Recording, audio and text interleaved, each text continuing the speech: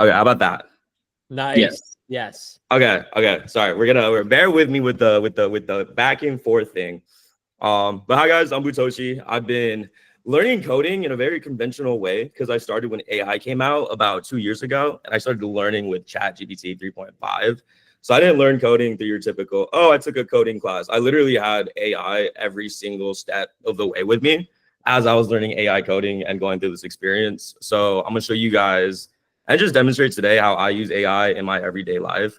I would say not an exaggeration is that I'm probably 50 to 100 times more efficient compared to 2 years ago. Given that stat does start with me literally knowing zero knowledge about code. But code bases that used to take me, what, a couple months or a month, I can now whip up in a day. I'd say the time that takes longer for me when it comes to actually getting projects done is just being a perfectionist.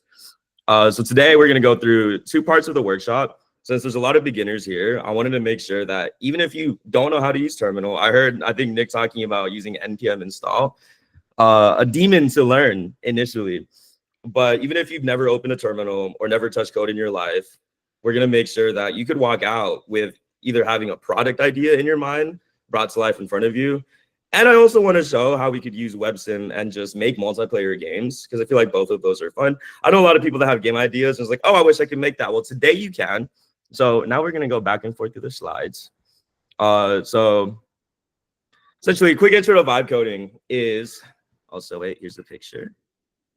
Vibe coding is essentially coding with AI by expressing your idea. I tell a lot of people now, this is the picture, but I tell a lot of people that all you need in AI now is an idea, because you really don't need anything else. AI has the knowledge base to assist you with the heavy, complicated tech stack and anything else you might need to know to get into it. So that's what I consider vibe coding, is just taking my words and taking this idea I have in my head and presenting it onto the screen for everyone else to see.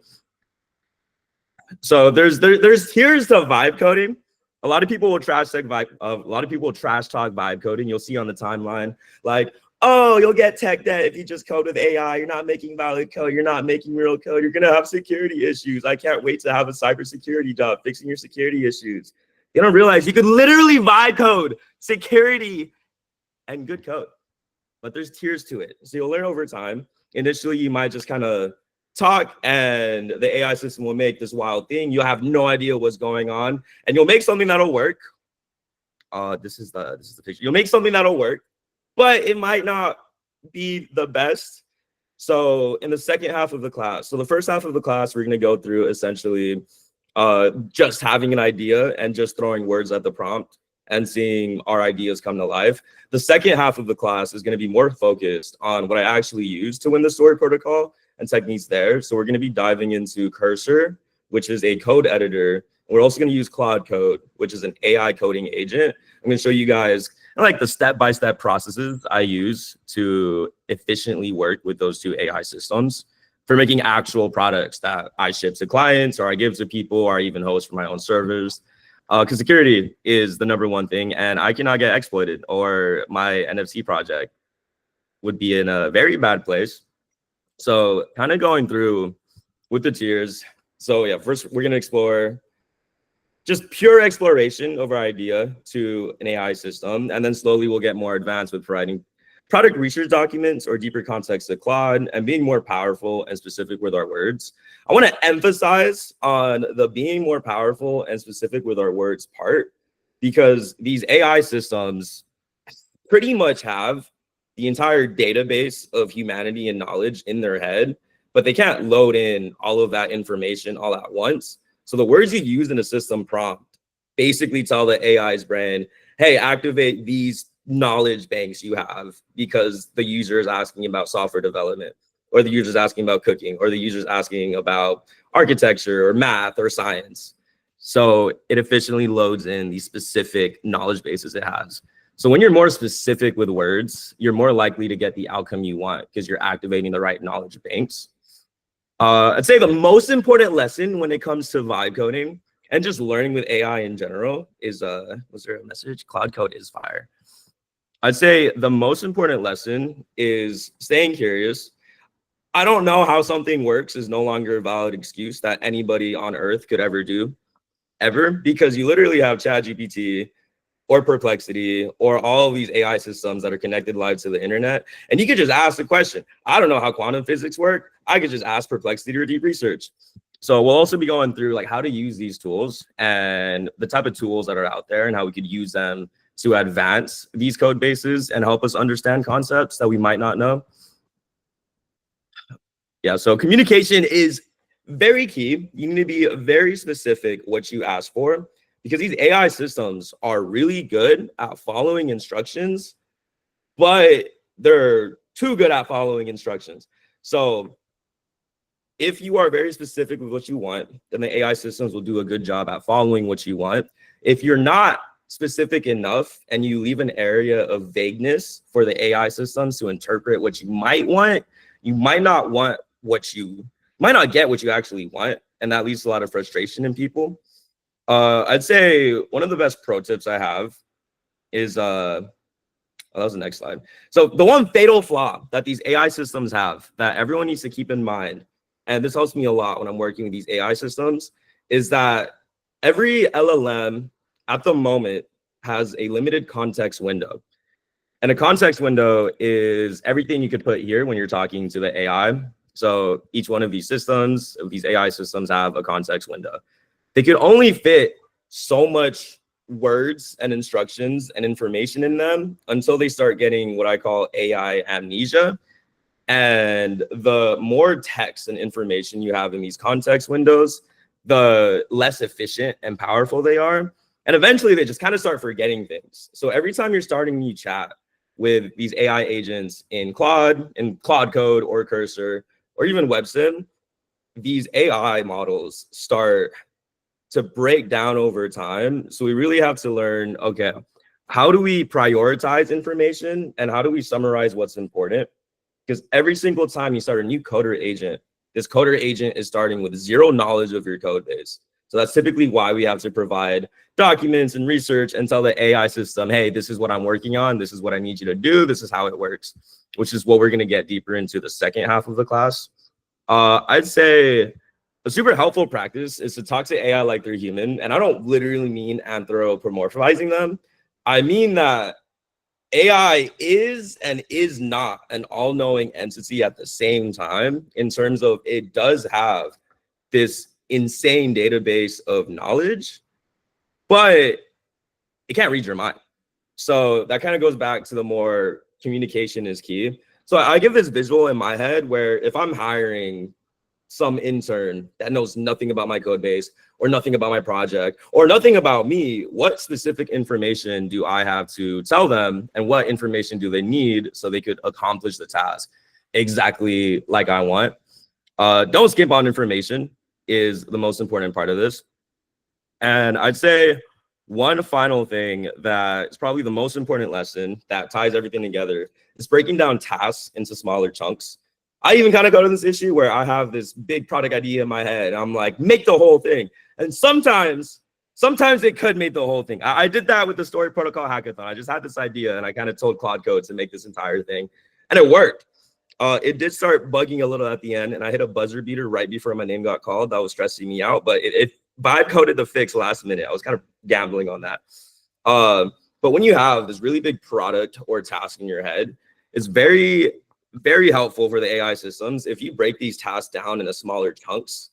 So the most helpful way that I tell people, oh, this is how, the most helpful way I tell people and I teach people how to learn AI in the first place is to have a North Star in your head. So a goal in your mind, something you want to create, whether that's a game or a product. Once you have this North Star, then how using AI to help you find the path in the middle and learning the concepts that you need to learn is really easy. That's usually how it goes in development in general, is have a project in head or have a project in your mind, and then you can start learning the process in the middle. Now with AI, learning that process in the middle is really, really easy and really efficient. So we're going to go over kind of like a couple of North Stars I have and research I do to learn these on a deeper level. But that's basically the intro. If anybody has questions on that, feel free to let me know. And if not, wait, someone raise their hand. Okay, I have two monitors now. I have my meets on the second monitor. What is how does this work? What's up, Sar? If someone raises their hand, can they talk? They should be able to unmute. I think maybe. Do you see a queue or anything where you can? Hello? Yeah, Does this work? yeah. I can hear you. What's up, Sar? Yo, what's up, Boo? How you doing? I'm doing good. About to start class. Yeah. No, I've been here since the start. I came in early. Nice. Did you have a question? Yeah. Nah. You just did something click by accident?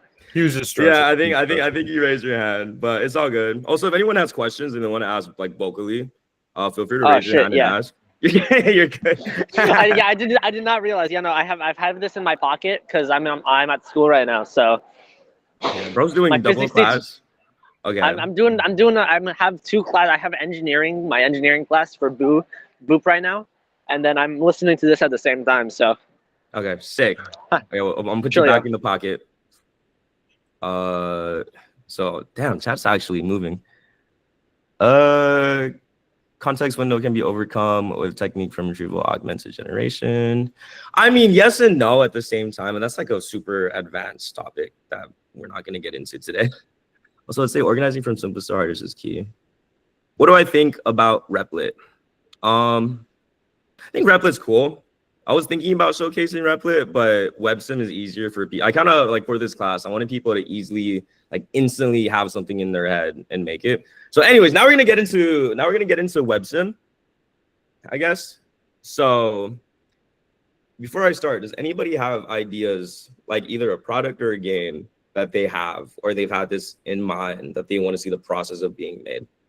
Okay. What's up, Adrian? Cyber Sosa. Hello.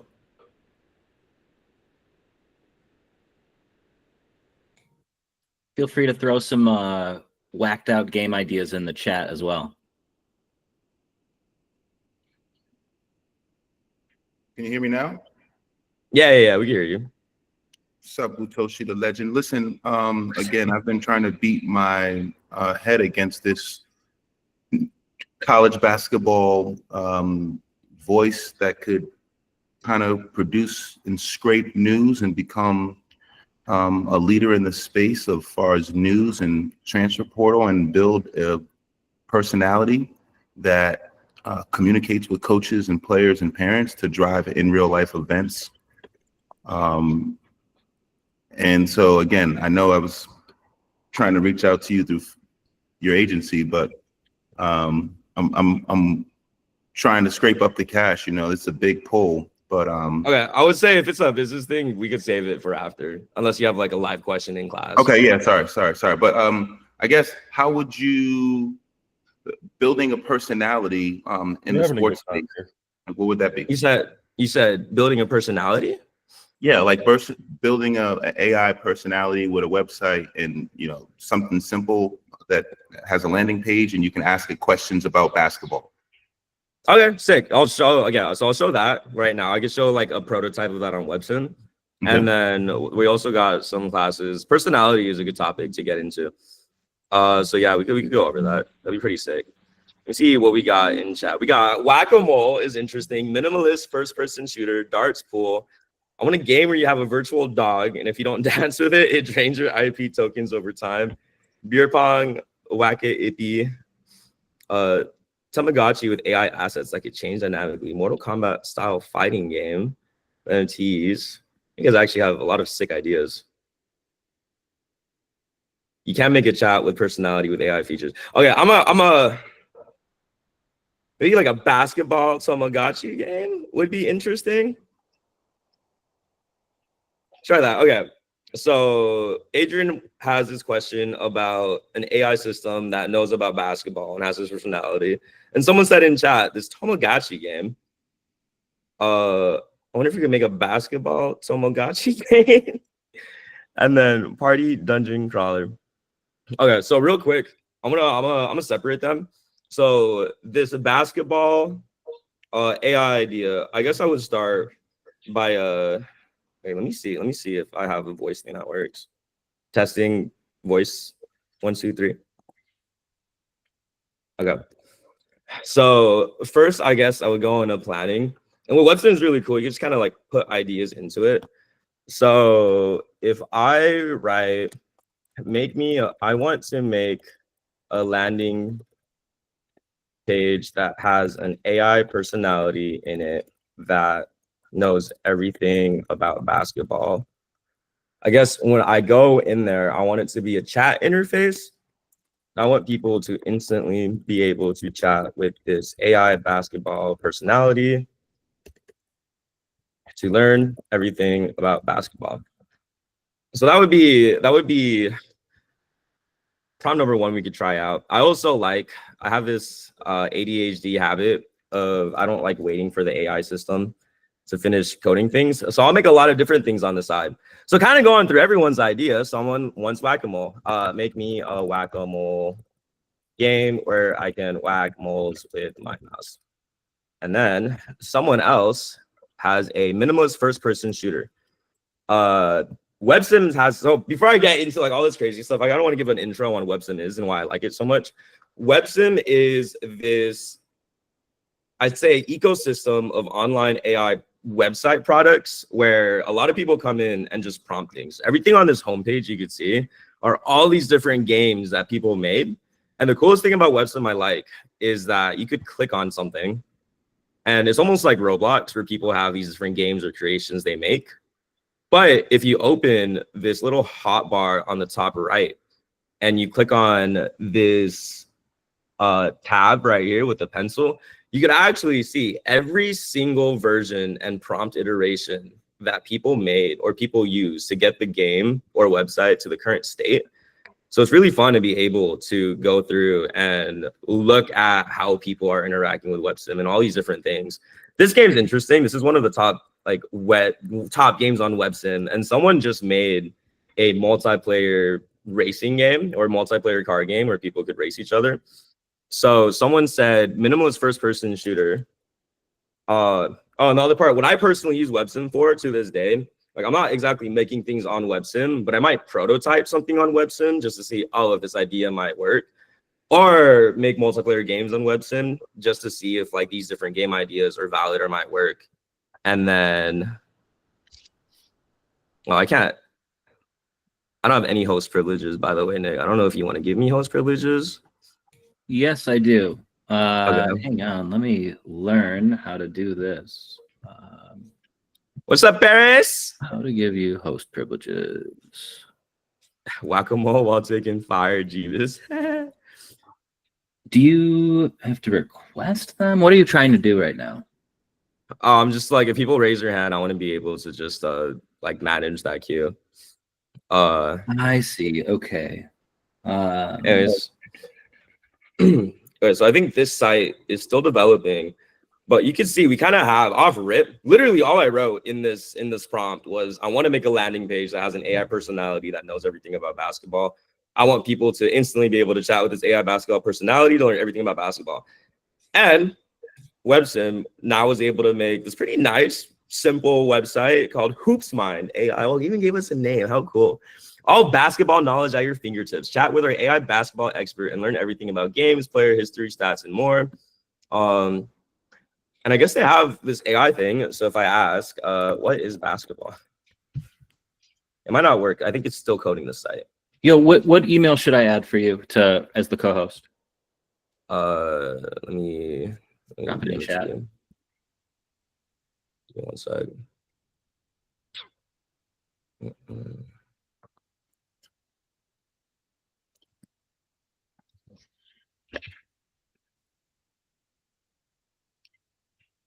Okay, I texted to you on Telegram. Okay, sick. So I think this is still going. The whack-a-mole game. So someone wanted whack-a-mole. I guess to code it, does it work if I hit start? Oh, it does. Look, it gives me a little cursor. So okay, now we got this whack-a-mole base. We got this game in progress. And I'm actually getting points every time I successfully whack-a-mole. Oh, I missed that. It was actually fast. Okay, super interesting. So I'm gonna refresh that and save that. I think,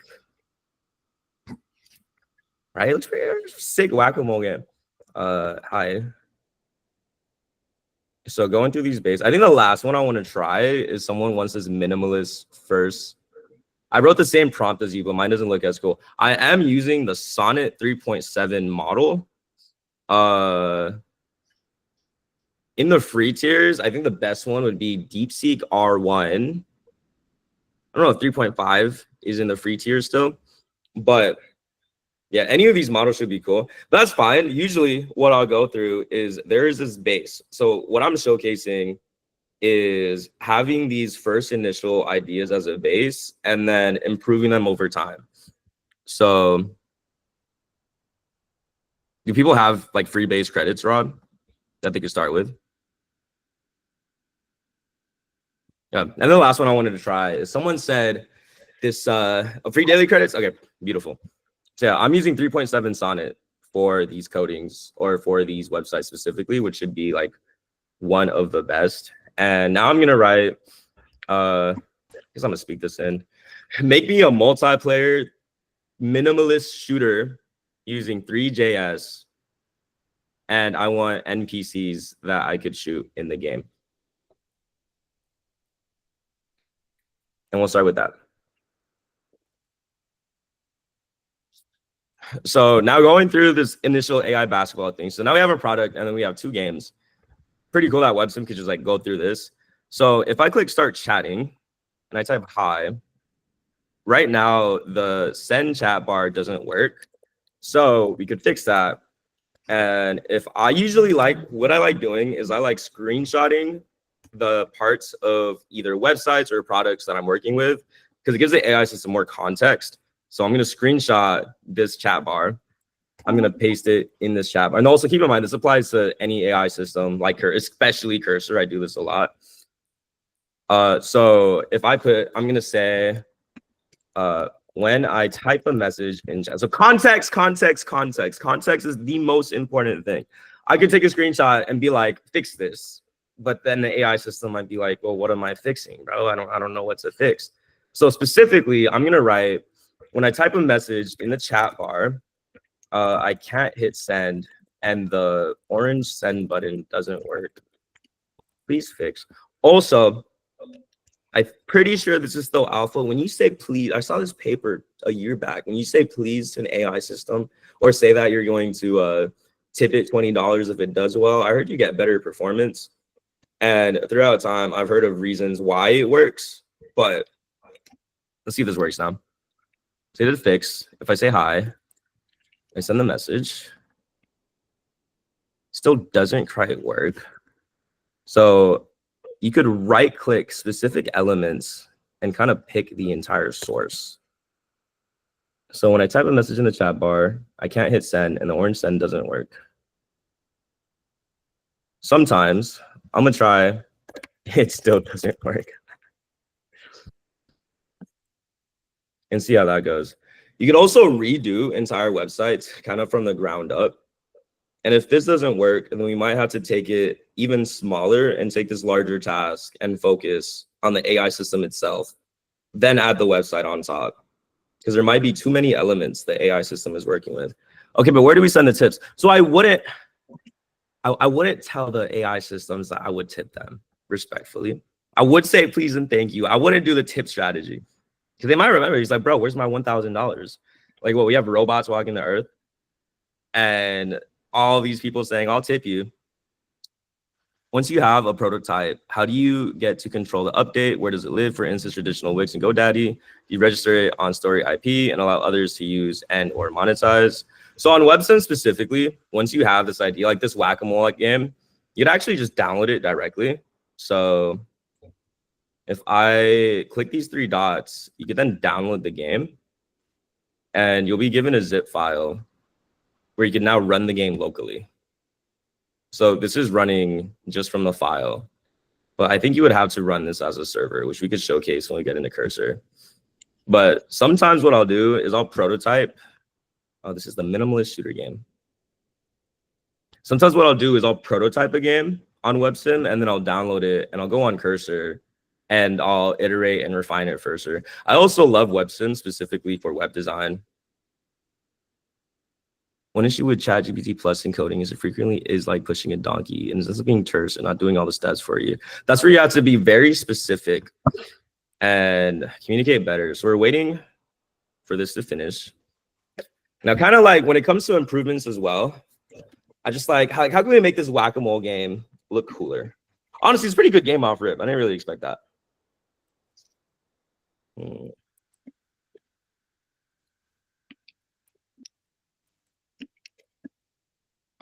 Pull in IPI IP. You could try that actually. You guys have an IPI picture?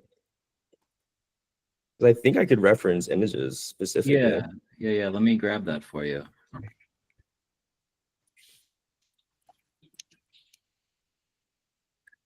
Golden bonus moles. Oh, I like that. Can you add golden bonus moles that give? Is Manus available to the public? I don't think so. I have Manus access if you guys want to try a prompt live and see the research. And yeah, it is being recorded. Yeah, that'd be interesting too. Do you ever use Manus? I've been using that to make code bases. Yeah, I actually do use Manus sometimes. It made me a really good Electron code base.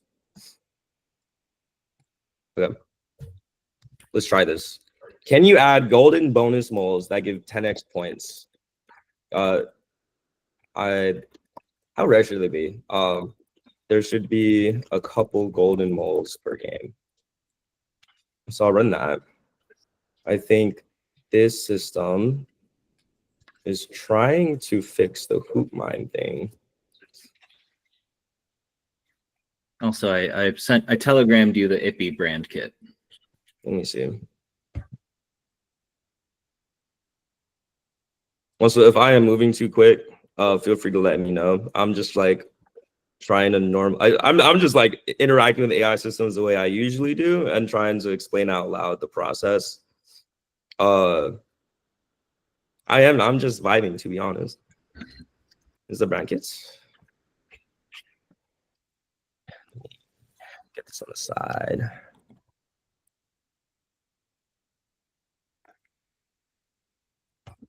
IPI main.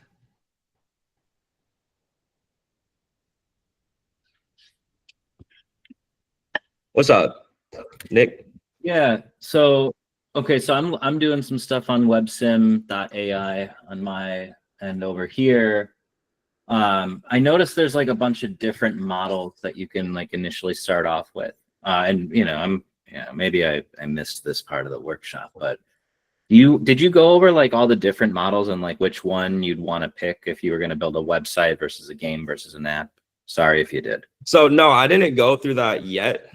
Specifically, I was kind of saving the more kind of different model things. I wanted to dive right into WebSim off rip just for the class. So anyone who hasn't touched code before could just see that I mostly want to demonstrate that people have these random ideas in chat, and just by writing the idea directly, they could see the idea get brought to life. What I noticed just throughout the time of doing classes, just by showing people, hey, I have this idea, here's how I like bring the idea to life. It allows people who have these ideas themselves to then kind of copy that process. And I find WebSim to be the easiest way to just like instantly interact with that idea. But well, yeah, we'll definitely go deeper. I guess essential like TLDR just is the best model for coding overall right now is Claude 3.7 Sonnet, which is what we're using for WebSim. I would use Claude for websites and I would use it for code. I would use it all around. If we want to get more complex into the different AI models, we'll do that in the second half of class. Okay, these two are still loading. I'm not sure if my thing just bugged because it stopped. So I'm gonna try this prompt one more time. Let me take this. Let's try to break this down into a smaller step by step. So the goal we have right now is we want to make this basketball AI assistant on WebSim. The neat thing about WebSim is that it has AI models built into it that we could work with. And you could select these models. And this tells the WebSim AI system, hey, add specific AI code to my product. So let's take this from a more step-by-step process so we can ensure that it works. if I go and break this down, I'd say I'd want to start with a basic chat interface. So make me a chat interface where I can talk with an AI model. Rob, what's the default AI model? Sorry, Rob's in chat. He's the co-founder of WebSim. So he's kind of just like checking this out as well. Default Gemini Flash. Okay, cool. And then Nick, can you check the Telegram group chat real quick? Okay.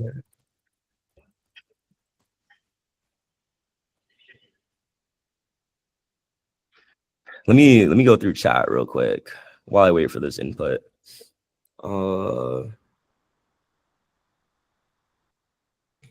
Hey, would it be helpful sorry. if I just copied and pasted like the questions from the in-call messages into the Telegram chat? Yes, I didn't expect chat. I didn't expect chat to move this fast. I have it open on this side, but I'm missing it. Okay, cool. I'll start copy and pasting the. Yeah. So any questions I miss, if you ping me, that'd be super helpful. All right, for sure. If we haven't answered your question yet, can you please post it again? Yeah. Please let me know. I don't mean to ignore. All questions are welcome. I also did not expect use Claude to summarize chat in real time. I'm not coding an entire summarized Google Meets thing right now. There's actually there's AI code. Like this is interesting. This might be alpha for a lot of people. But Granola AI. So if you guys do meetings often, there are there's these two AI system services where if you do Google Meets often, you do meetings often, you're constantly like having meetings with people. Me personally, I'll get in a meeting and I'll kind of forget everything we talked about in the meeting immediately when the meeting ends. But there's these AI tools that listen into your meetings for you. Granola is one product that you turn on when you go into a meeting, and it understands the different people in the meeting, and then it writes down meeting notes for you after. And this is very, very, very helpful for me, especially when I have to take a lot of calls and I can't think about like action items. Circleback is another product. It does the same thing. Circleback is interesting because this is not sponsored, by the way, but Circleback is interesting because it is in sync with your calendar. So if you have Google Meets in your calendar, then it'll join meetings automatically for you. So you don't have to think about going through that. Anyways, that was just a side note topic. Yo, so that's actually What's up, happening. That's happening right now with Gemini. So if you click on the top right of this stream, you'll see like a pencil with a little star above it, and it will show that Gemini. Oh, nice. So I just on that for myself. I'm like, let's fucking go. Oh, that's insane. Okay. Sick. So Gemini has them already. I didn't see that last week. That's it. Yeah, it's crazy. I don't know if it's a new update or what, but yeah, it's showing like even like the beginning of this stream, and then it's just it's just talking about how it's updated last 4 minutes ago. Right here. It has like infinite mirror. Oops. But yeah, it's on the top right. I've never noticed that either in my meetings. I think that's new. That's super interesting. So yeah, never mind. Products. Google Gemini has it built in. I know, bro. Gemini is they just ship a lot of updates. Really easy. Sorry, going back to this. Like now we have a basic chat interface thing that I started with. So make me a chat interface where I could talk with an AI model if I type. Then we could see. Cool. Okay. So now we have this initial base prompt of an AI chat assistant that. Sorry for hosting this. Very insightful. Peace out, Anthony. So based off this prompt, which is simply make me a chat interface where we could talk with an AI model, we now have a chat interface where we could talk with an AI model. How are you doing?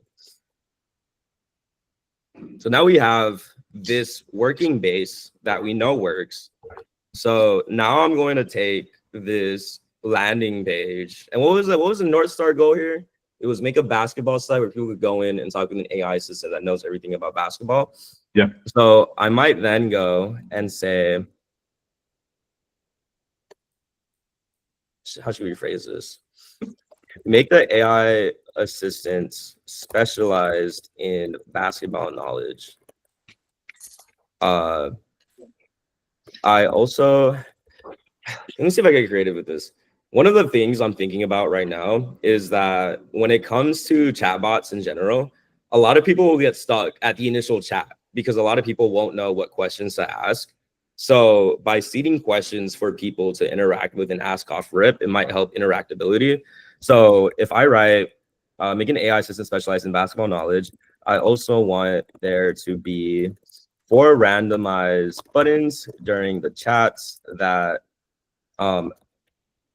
allow users to prompt the bots with conversation for people who might not know what to say. See if that works.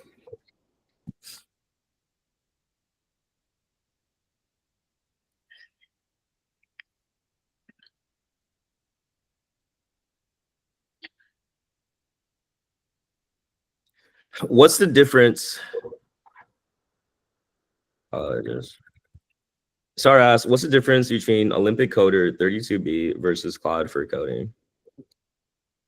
And let's find out. What even is Olympic Coder? So there's a question in chat, and I've never heard of this model specifically. So it's a new model that Hugging Face made based on coding competitions. Yeah.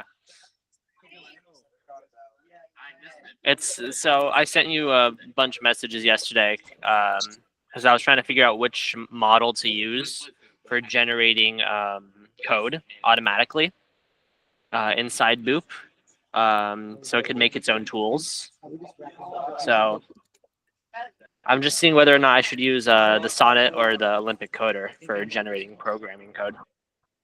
So, okay, I didn't know what Gemini Coder was. So to get more information to properly answer that question, I'm using Perplexity.ai, which is this AI tool that has search into it. So this is Perplexity.ai. I'm just gonna ask, what is Olympic Coder?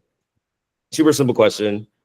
And it actually searches the internet for information on what this is, and it's going on Hugging Face, it's going on LinkedIn, it's finding all of these different sites, and it's doing the Googling for me.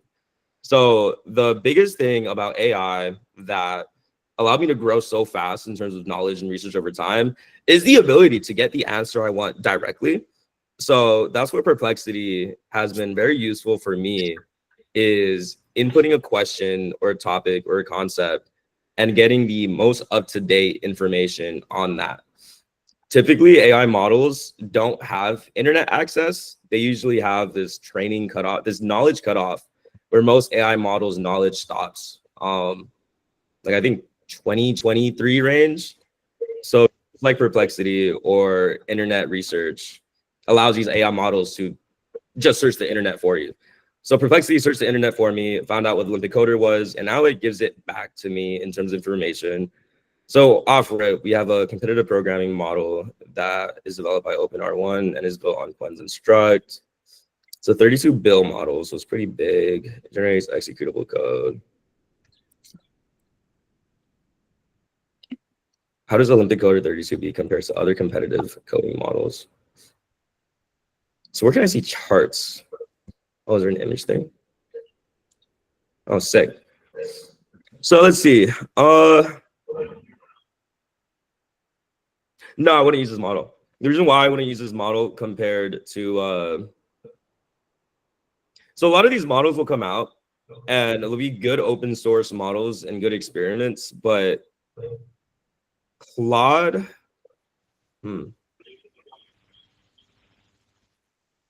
this chart is saying that it's better than Claude 3.7 Sonnet, but I don't think this chart is taking into account Claude 3.7 Sonnet extended thinking, which beats DeepSeek R1 by a mile. So I wouldn't use this model. I would just stick to Claude 3.7 Sonnet because that's state of the art. Is my null overloaded? Is my answer to that. I'm trying to use Claude 3.7 to get a basic racing game started, but this is the first message I'm getting back. Do you see a red button on the top right I do. I don't know if WebSim. I don't know if WebSim is getting mad at me for running like multiple different tabs. But there should be a red triangle on the top right. Yeah, I see That that. tells the AI system that. That's Oh, the- that was your question. Okay, I was like, George, why does that sound so familiar? Okay, so if you click the red triangle on the top right, it should kind of like self-fix it. okay. If not, then you could copy that error and paste it in a chat. And then just tell it to fix it. Yeah. Okay. I'm not sure why this is being slow. Let me try retrying it.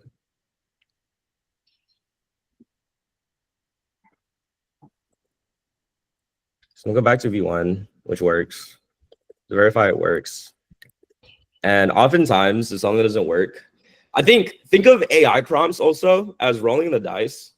Sometimes you could use the exact same prompt, and maybe 1 out of 6 times you'll get a really, really, really good prompt.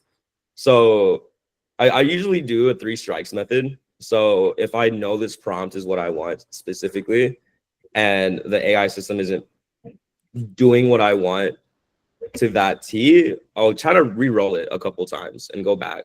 That's also something we're going to showcase heavier when we go into the using Cloud Code and Cursor, which we'll get into in about 10 minutes. So I'm going to finish on focusing this basketball thing. I also want to show you guys this marble game I made yesterday with WebSim. But let's retry this prompt and see if that works.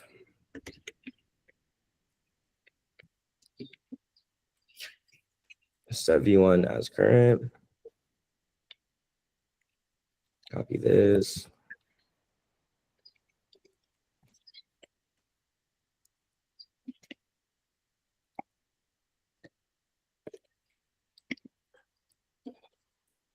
I was more than anything, I would love for you to walk through how you set up your computer, local environment for beginning code, also some basics for version control with Git. Yes, that is what the next 2 hours will consist of. I just wanted to make sure that hour 1 is for people that have these ideas and want to play with them off rip. Okay, this is cool. This one looks like is what I wanted specifically. So now I got this basketball AI assistant that is prompted to know about basketball. And now we have these buttons that allows people to, it allows people to have ideas of buttons to click. So I might go on this site and I don't know anything about basketball or even what to ask. So having these prompts helps me. Like, how tall is the average NBA player? And that's a great question. The average height of an NBA player is around 6'6". Now, and then this is cool. So it also, what's going to actually use an AI system in this to have these buttons dynamically change?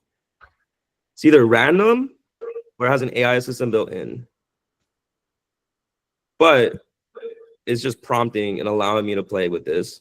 So, okay, now we got this basketball assistant. Adrian, you seen this? This is specifically for you. Okay. So now we got this basketball system and it's allowing people to interact and play with this. Then you could kind of go on and say, now make me a homepage site with this AI assistant message system built into it. I want people to go on this site. I'm kind of explaining, I guess, a vision. I want people to go on this site and learn everything about basketball through this AI system. Also give me a cool aesthetic. Yeah, there's this funny thing where sometimes I'll just tell AI systems to make it better, and I'll roll the dice a couple times and it makes it better.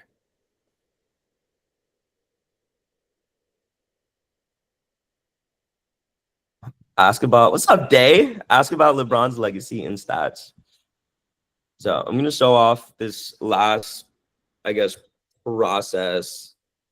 And then we're going to go into, like,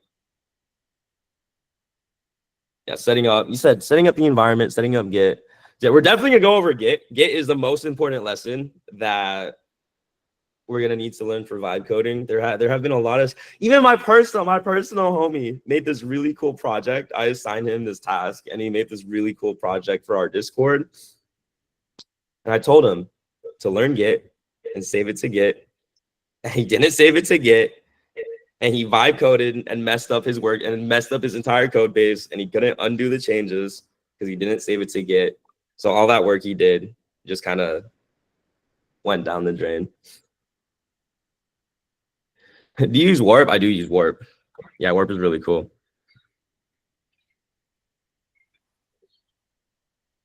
GitHub Desktop really helps with Git if you're not comfortable using the terminal.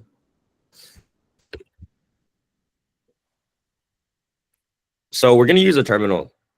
We're gonna learn how to use a terminal. And specifically what we're gonna do is we're gonna learn how to ask an AI to help set up Git for us.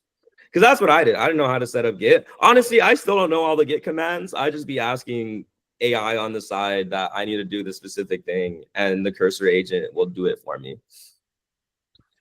But Warp is also cool. For people who don't know what they're talking about in chat, Warp is this AI terminal system, and it allows you to use natural language to interact with your computer.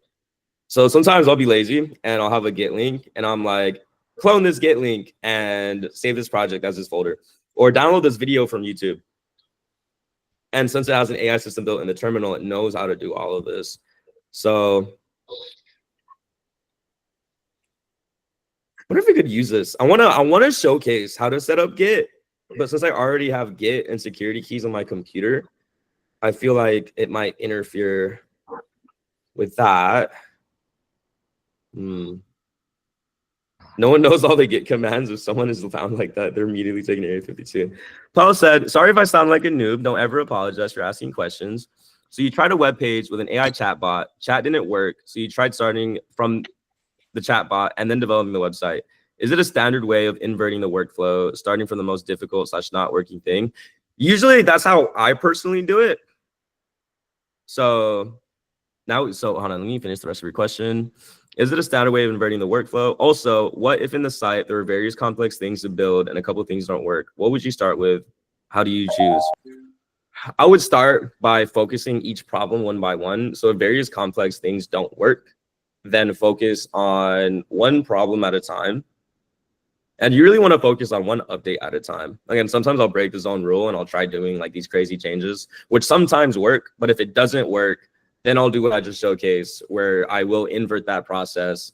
And I don't usually start with the most complicated thing. In this case, since the chatbot wasn't working, and I wanted to start with the chatbot first. So from the last prompt, I said, now make this a homepage site with the assistant message built into it. And now we have this game, like I made a little basketball game aesthetic. You start learning about basketball.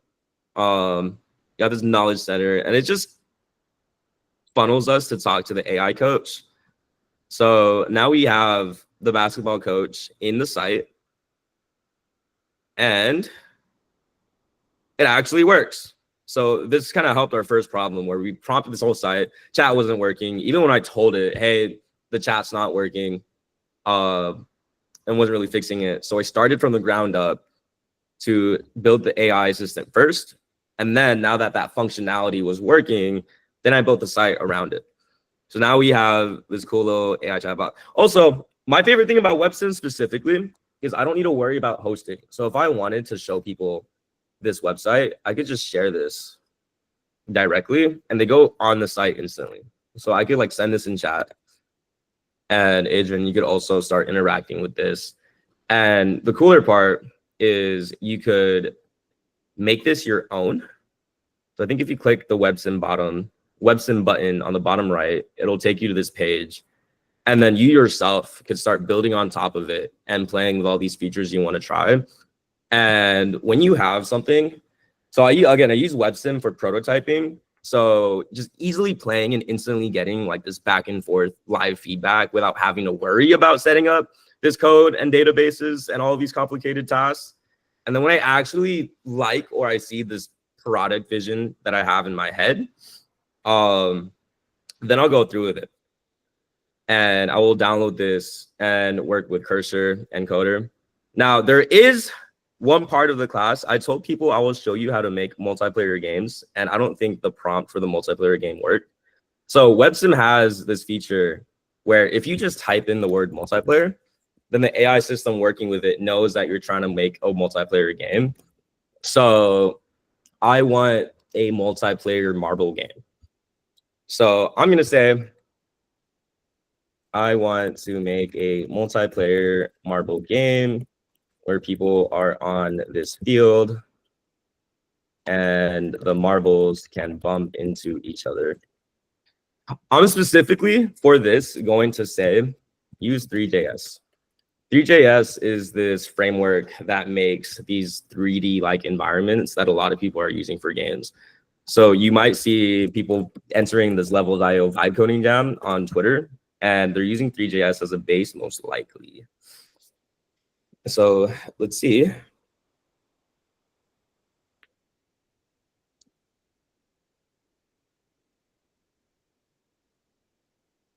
He nailed peach baskets to the wall and used a solder. Is that like forking? Yeah, that's like forking. And let's see if this last. Let's see if we can just get this multiplayer marble game working, and then we'll move on to. I guess I'll make a product live. That's a product I've been wanting to make for a while. Oh yeah, I have a product idea in my head that I really want for myself. So we'll go through that, and I'll show off my process for making that. See if this prompt sets up.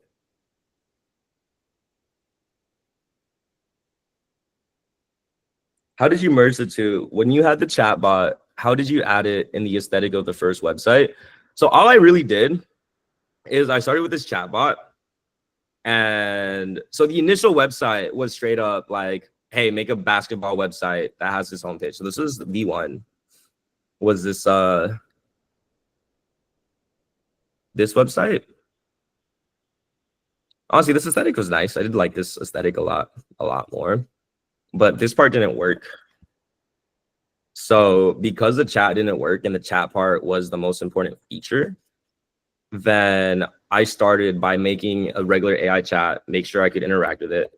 Okay, I could interact with it. That functionality works. Now I'm building it from the ground up. The second step was that I wanted it to have these chat bubbles that I could interact with. Cool, the chat bubbles work.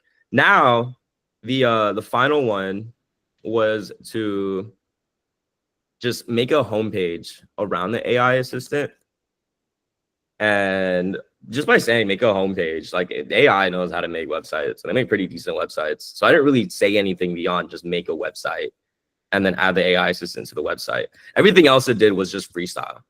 So I could have been more specific and tell it exactly what I wanted, but because I was very vague and I just told it to make a website, it did pretty much whatever it wanted to do, and it did a good job. So okay, now this was the other prompt we just did, which is I want to make a multiplayer marble game where people are on the field and marbles can bump into each other. Use Three.js. So now we have this multiplayer game, and I could use WASD to move around, which is pretty sick.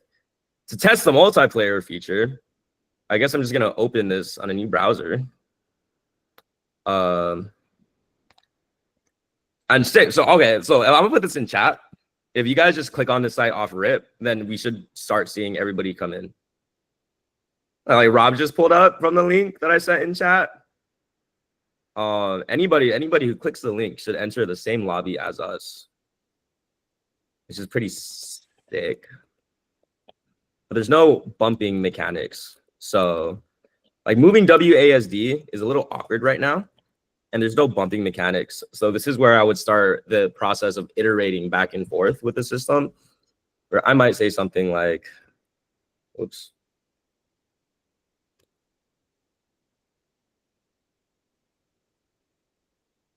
Oh, there's a bug here.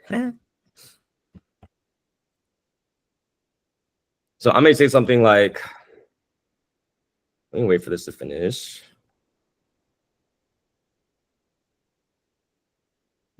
Oh, you see everyone connected. Are they all in this other one?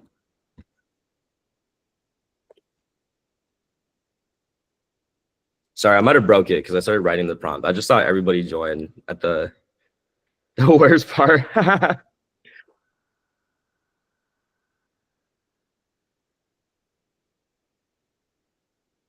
I'm on a blank screen, imagining my own game. Yeah, my bad. I started a new prompt when I sent this thing in chat, which kind of broke it. Oh, see, these people reloaded, and this person's moving. You kind of bump into each other. So let's improve this game a little bit. And let's see. I might want it.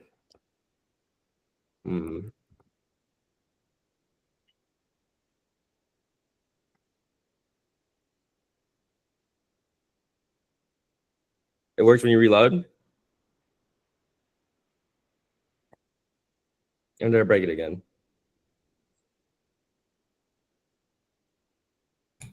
Yeah, I think I hit reload a couple times and it worked one of those times. Okay, I might have broke it with prompting. But I'm in now, wilding out. Did I break my own game? I might have broke my own game. Oh, I think it was the link that I put in chat. No, sorry guys, I broke the game. But if I go back, make a new Marvel game. Yeah, I don't want to get too in the weeds of going back and forth, but I hope that showcase just an initial kind of start process. Since we already like reached past the hour mark, I usually get lost in just prompting back and forth, but kind of showcases that when you do these specific things on WebSim, then it allows you to freely iterate back and forth and bring these ideas to life. I hopped off the table into space. So now we're gonna get into the more, let's say, advanced part of the class where we're gonna actually make a product now and showcase research and how to make a thing and how it would go through. So the idea I have in my head personally is something I need for myself. So let me showcase that and then we'll go step by step. So AI Studio came out, and well, specifically Gemini 2.0 Flash image generation experimental came out. And this is my favorite thing I've been playing with. Like all those pictures I showed you guys in chat, I'm able to, oh, I totally forgot about the Ippy thing. Maybe I'll play with Ippy right now. But I have my character, right? Like this is my ordinal inscription on the Bitcoin blockchain. And this is what I started my whole founder / project career with. And I got into AI because I really wanted to visualize bringing my entire collection to life. So I have these Bitcoin NFTs called Bitcoin Booze, and they all look like this. I got an AI imagery specifically because I wanted to be able to iterate and play with them. What's really, really cool about the new Gemini 2.0 Flash model, if you guys haven't heard or played with it, is you could input a reference picture and then you could tell it to do stuff. So one of my favorite things I did is turn my character into a 2D sketch. And then Gemini will take my picture as a reference and should turn it into a 2. So it turned it into, that's basically my character in this cute little like drawn format. I don't really like that though, so I'm gonna just rerun. And again, this is the concept of rolling the dice until you get an image that you like. So now it turned it into this more pencil drawing. And you could keep on going and just every single time it'll be different. I think the more specific you are with the prompt, like turn my character into a 2D black and white pen sketch. Yes, this is Gemini. So you can go to aistudio.google.com and play with this. So it turns into a sketch. And one of the prompts I did, I ended up getting this model, or I ended up getting this picture, which I loved a lot. So it took that initial picture and turned it into this sketch. And I like fell in love with this sketch. I'm like, wow, that's actually fantastic. So I kind of use it to like iterate and generate things. So I made this thread. Go through it. So I made this thread using just this picture as a reference. And this picture was like take my character and put it on a phone and make it say influencer AI hacks and make it someone interacting with the phone. And Gemini was able to edit this picture. And then kind of going through with it, I had it draw up these sketches for me based off my different prompts and said, yes, Claude wrote this thread, lol, is good at text. Specifically, the product I want to make for myself is how do I make that process of making a thread or taking my character and iterating on it really easy and accessible for me as a content creator. So I'm going to make that kind of like my star focus for this build we're about to do. So starting through with that, there are 2 different coding tools that you guys are going to want to start with. One is Cursor. So I'm gonna put this link in chat. Gemini probably has a Ghibli mode. Let me say, turn my character. If I say, turn my character into a Studio Ghibli character. I might take Studio Ghibli as a reference. Can I just say this? Would it work? It's a Studio Ghibli character. I don't know. But point is, so this is my personal kind of like North Star product that I want to work on is I want an easy web interface that uses the Google Gen did not work, but that uses a Gemini model and allows me to like rapid fire these different prompts and images. So this is Cursor. I put the link in chat. This is a code editor that allows you to code products on your computer with AI. And the other is Claude Code. And these could be used separately, but I usually use them hand in hand. So I put both of those in the chat. And an overview into what Claude or into what Cursor is Cursor. Let me close this. Cursor is a code editor. For anybody who has never touched a code editor in their life, this allows you to edit code. Pretty self-explanatory in the name. If you have a, so I'm just going to get into using Terminal. I think if people are exposed to the Terminal off rip, it's more comfortable for them to work with. So I'm on Mac. I think it might be a little different for Windows. But maybe I showcase Warp for this actually. What do I have on Warp? Okay, so this is Warp. This is an AI terminal that people made. Is it possible to incorporate Warp into Cursor? I don't know actually, because Warp is its own product. So I don't know if you could replace Cursor's screen with that. I'll have to check it out actually. But this is Warp and it allows you to use natural language. So I'm gonna say, make me a folder called, what's the name of this product? This project, I guess Gemini.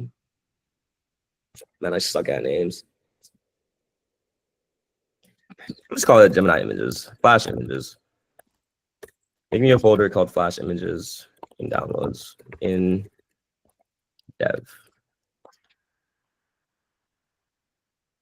Oh, this is not the natural language part.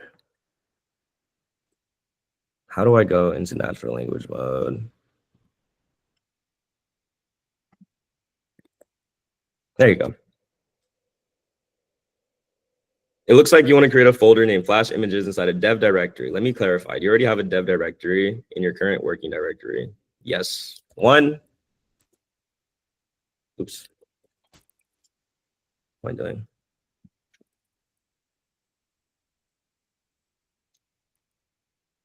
I broke it.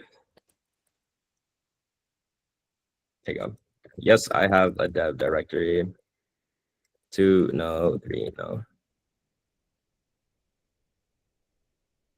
I'm gonna showcase using Flash later. Let's just normally show you guys how to make a folder. So I usually have a dev folder in my computer where I have like all these projects. So this is my main user on Mac, and I set up a dev folder. And in here, I have all my different projects and folders I have.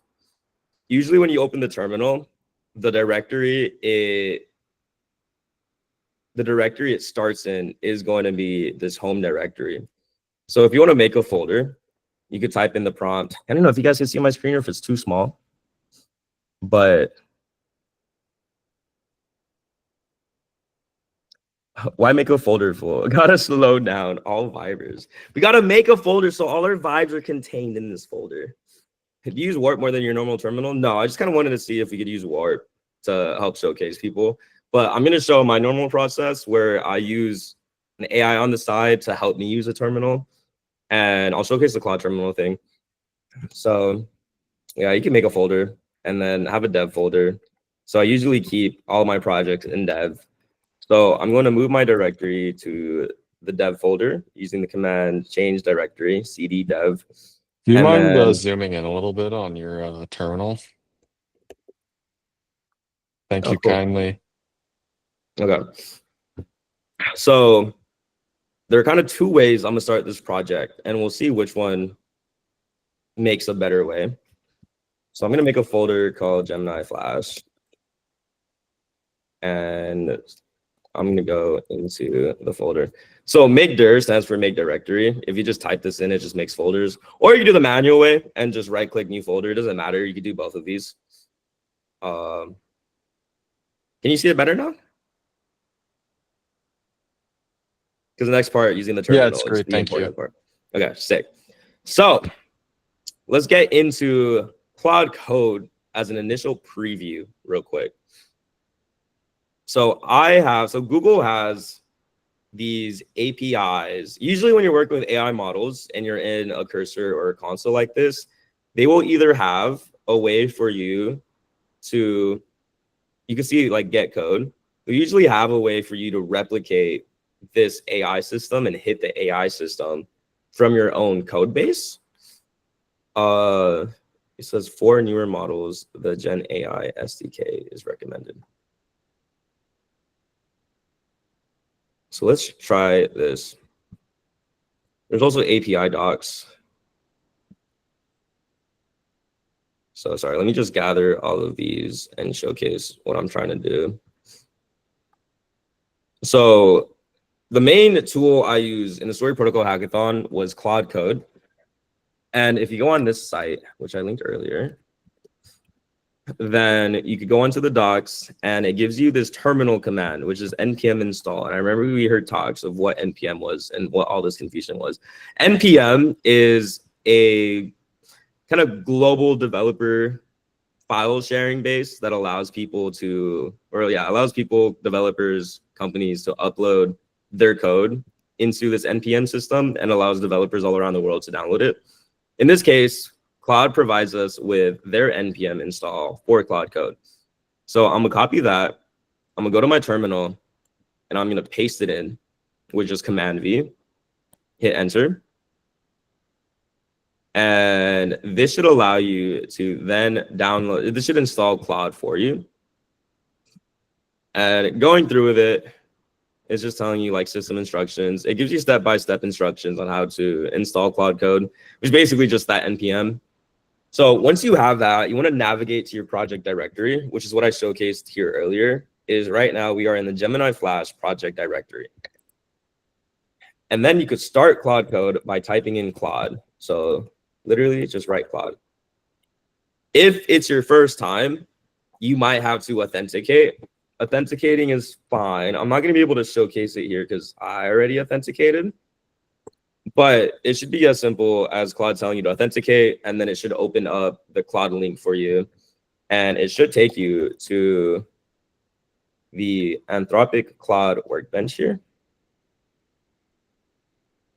So kind of going through with this and showcasing that. So yeah, you would have to sign up and go through this process of Claude Code. And Claude Code does cost money. So you're going to have to fill up the billing of Claude. I don't know, maybe like $5 to start off with just to play with it. Once you do that, if you need to see different directories, type is list files. At Lee Potter, you can use VS Code. Whoa, we don't do VS Code in here. We do Cursor. And we're going to showcase Cursor next. You don't do VS Code. I was just explaining that like some of these terms people are entering in the terminal, they may not know what it is or like how. it operates on your computer. So I was just kind of breaking it down very vanilla for people. Oh no, And no, maybe no. that's helpful too. I'm It's just talking like about if, for people that are Jonathan. beginners, maybe just say like, okay, this means this, and this is what I'm doing, just so they know. No, your no, I flow. appreciate that. I was just saying, Jonathan said you can use VS Code. I was like, no, we're using Cursor. VS Code is old school. But I appreciate you breaking it down for people. But we know nothing. I'm gonna show you how to use AI to know everything for you. Need free things. People need free things. WebSim is free. That's why I showed WebSim. But this is more like actually coding with Claude and systems. Anyways, going through with it. Once you authenticate, then you could come back to Claude Code. And now the terminal is set up here.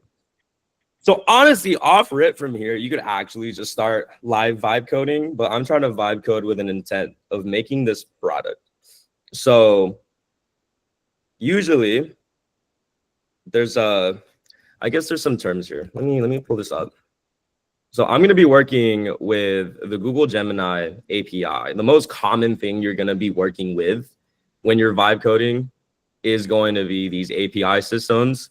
Usually API systems come with documentation, which allows people to interact with products. But what is an API? You know what's so great? For any question you guys have, you could go to any AI system and ask it, explain like on 5 what an API is.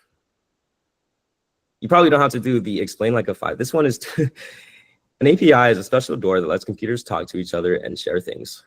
Imagine you're playing with your toys and your friend has different toys. An API is like making a rule that says, if you want to borrow my toy car, you have to ask me by saying, please, may I have the red car? Then I know exactly what you want and you can give to. I don't like the ELI 5 explanations. Explain in simple terms what an API is. An API, application programming interface, is a way for different software applications to talk to each other and share information.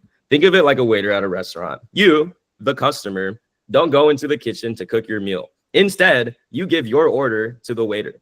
The waiter takes your request to the kitchen prepares what you asked for, and the waiter brings back exactly what you ordered. In software terms, your application wants information or a service from another application. In the case of the product I want to make right now, I want Google's API model. I want Google's AI model and the image functionality in my personal app. The API provides a clear set of rules about how to make the request. Your request goes to the other application through the API. The other application processes your request according to the API rules, then the API delivers a response back to your application. In our case, I want to use a Google API so that I could have my own interface for interacting back and forth with my character without having to go on aistudio.google.com and redoing this entire process of uploading my character, bringing it back. So every API has documentation, and this is very important because this documentation is what we need. This is the context that we need to give our AI system, specifically right now, that we want to give Claude so it understands how to make this product. So are there any questions on that note? And then I'll just kind of walk through. Crazy how much Boo learned since the fire. What? I feel like I should start with Cursor before Claude Code. This is tool number 1. So specifically, sorry, we're gonna put Claude Code to the side. That was the initial setup for Claude Code. Now we're gonna go into Cursor to start. Kind of making this. Well, someone said they wanted Git, right? They wanted to learn Git. Make their cursor dot. So this is Cursor. What I just did is, because I was already in the Gemini Flash directory, I just typed cursor space dot, and that's just a fast way in the terminal to open Cursor in the current code base. So first video I saw was during the LA fire. It seems like you 100x since then. It was only like 2 weeks ago, bro. I mean, I'm glad it seems like I increased. Was it 2 weeks ago? I don't know. Anyways, so now we're in this empty code base directory, and I'm trying to figure out, how do I even start making this application? So If I go back, we can see that in our case specifically, Google provides us code. And there are, now I guess I got to start from the start. There's different coding languages. The main two that I work with is you have Python and you have JavaScript. These are the two main code bases. I usually work with JavaScript, so I'm going to showcase JavaScript / TypeScript specifically today that you guys can follow along. I'm going to try to roll it back a little bit. And now that we're starting with the base, which is I want to use TypeScript. I have no idea whatsoever how to start a basic TypeScript app. I'm going to go to Claude or ChatGPT or Claude. It doesn't really matter. Claude is kind of like my baby of toys. And I remember Nick saying that we should go through the different models, and I could kind of like go through the step by step. It's honestly personal preference. I personally think that Claude 3.7 Sonnet is the best.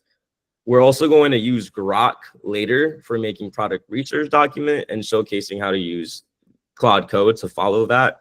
But let's start with this basic. How do I set up a TypeScript project from scratch? Paste this in. How do I set up a TypeScript project from scratch? So you'd either go on the web interface or Cursor. I'm going to use Cursor interface just to kind of showcase what it could do. So I'm asking it, how do I set up a TypeScript project from scratch? I've never done this before. The neat thing about the Cursor agent is that it could run commands for you. In this case, it says, first, let's create a new directory and initialize our project. So I'm going to run that command. And in the folder we open Cursor in, it made this package.json for me. Package.json is a way of just informing the code system what they're working with. Then, since I'm using TypeScript specifically, it's going to install TypeScript and other essential development dependencies for me. V0 is easier to set up TypeScript projects. That's a whole mess right now. I'm not going through that.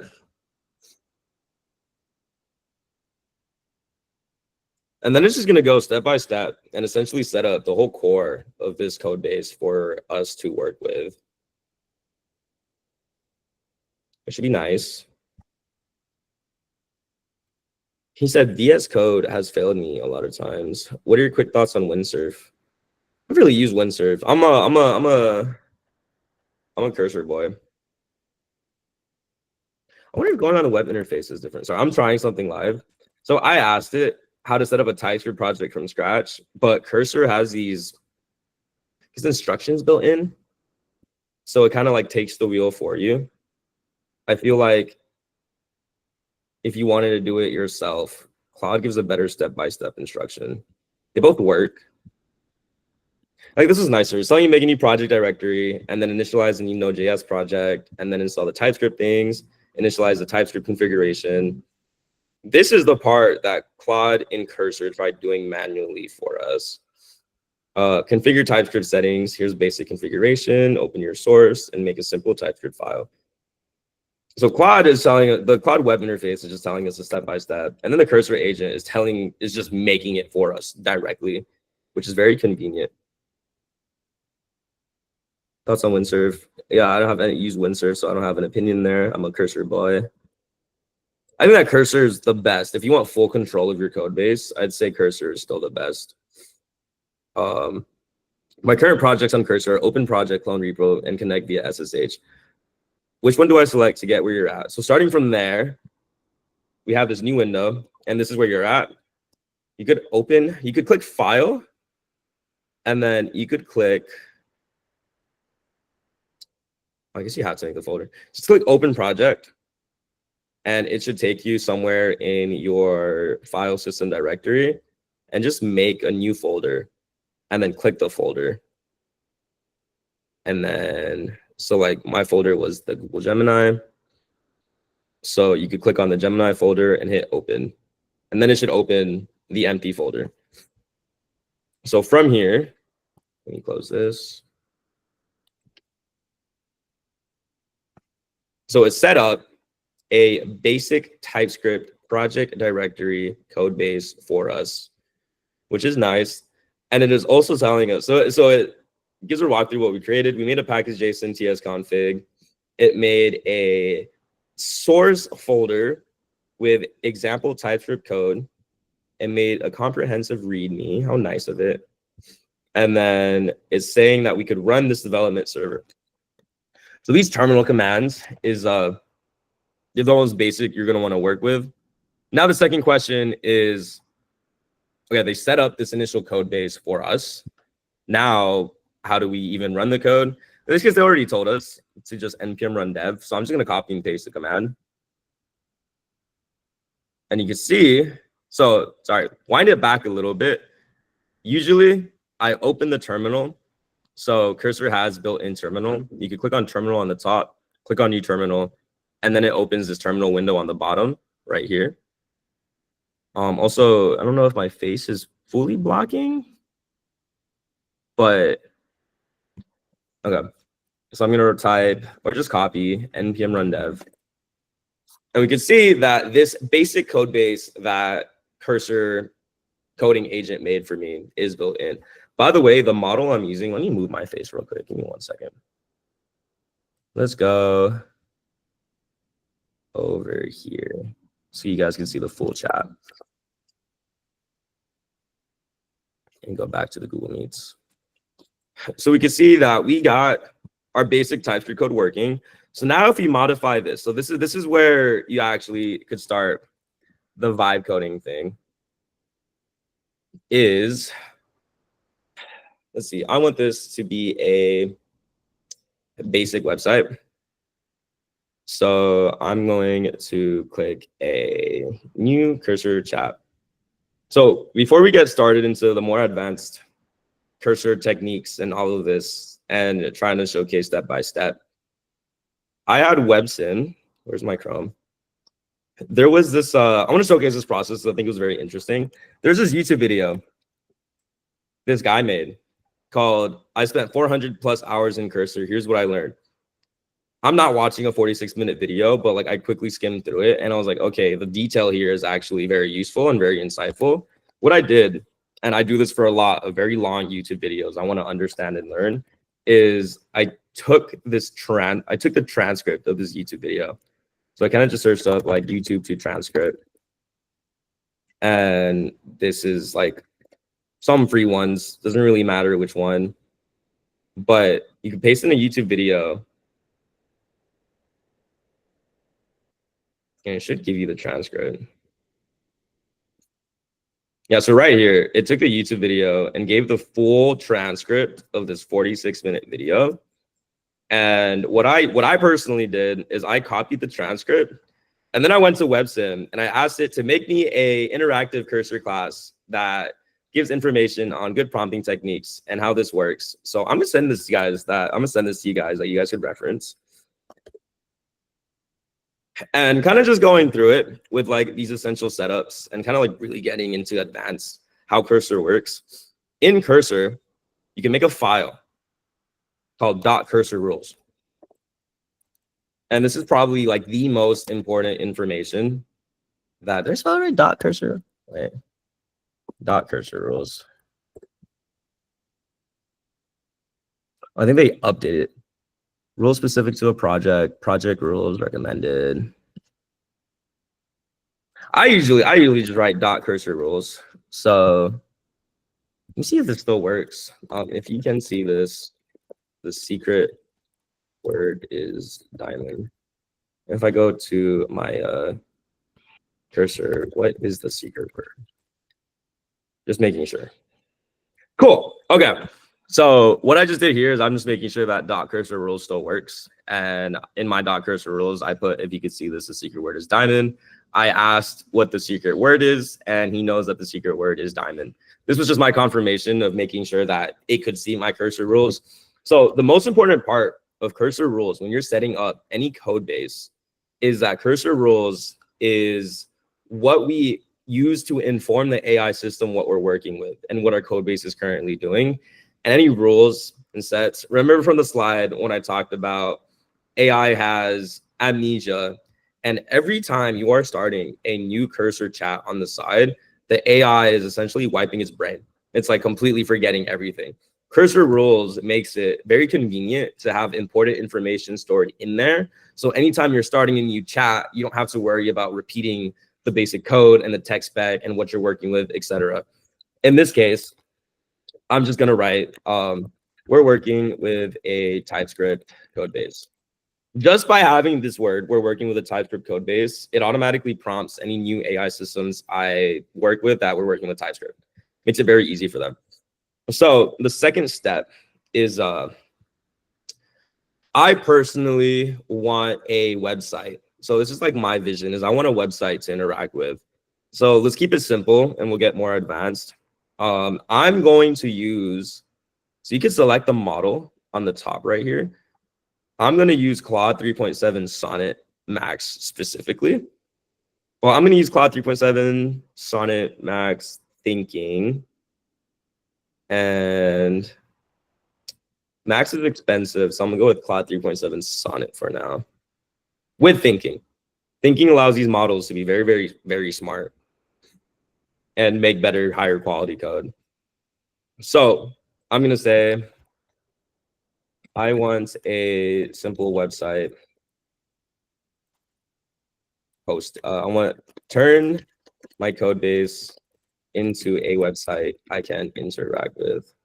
I need a thinking switch. Turn my code base into a website I can interact with. So we'll keep those instructions super simple just so we can get the base of this website going. And what's very neat about Cursor and the agent, the coding agent built in, is that it has the ability to look through the code base and read things for you. So it's going to make a proper web project. And before I let it do all of this crazy wonky things, I think this is a good time to show GitHub, because now we're going to start getting into iterating the code and editing the code and playing with the code. And this is where GitHub is very, very important in making sure that you save progress and you don't mess up your progress. So real quick side note into GitHub. This is GitHub. If you guys don't know how GitHub works, then we're going to go through a little walkthrough. But GitHub is essentially like if you're a coder and you make code, GitHub allows you to store all your code on this site. Do I have any public apps? I could just like click. I think this is the hackathon project. So this is the repo. Those projects on GitHub are called repos, and this is what you use to upload your current code base and see the different versions. So this is actually back from the Story Hackathon, and you could see my commit history, which is there's a different word for like the different versions that exist. I'm not the best at naming my commits, but like this was version 1. Like I created the parent NFT script, uploaded, and NFT child kind of working, but sending NFT not working, doing testing, got NFT car creation working the story, LFG, apparently transferring the NFT works to, got demo working, save here, added better readme. I don't know if you guys noticed this, but this was funny. I added a jailbreak because you guys were doing that AI like agent thing. I added a jailbreak to my repo that basically told the AI system to rate me a perfect score. I don't know if it worked, but it gave me like top 10. So anyways, going through back to GitHub. What's important about GitHub is just like learning the setup. I usually work with the GitHub CLI. And again, all of this might be confusing, and that is okay because you have an infinite permanent mentor in your pocket to walk you through things step by step, anytime you want for any concept or anything that exists. So I'm gonna tell Claude, walk me through step by step how to set up GitHub.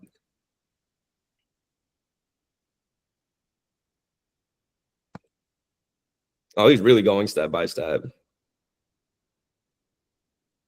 So I already have Git installed on my computer, but I just want you, I'll share this chat so you can walk through with it. The most important parts of this is that you want to install Git onto your computer and kind of go through step by step. It shows Windows, Mac OS, Linux. The most important, most convenient part is setting up this SSH key authentication. This process could get complicated, but again, like I might get stuck on this step. I'm like, what is SSH key? Like literally anytime you guys are following anything and something doesn't make sense or you don't know how to do it, just ask Claude or any AI system you work with to like go deeper. So I'm on Mac. So again, context is important. I'm on Mac. I'm not on Windows. I'm going to tell Claude I'm on Mac. I'm on Mac. Walk me through step by step on how to set up this SSH key guide for GitHub. And then it's going to go through. I can't do this on stream because it's going to leak my private keys. But if you just follow this literally step by step, it will get you to the point where you then set up these keys.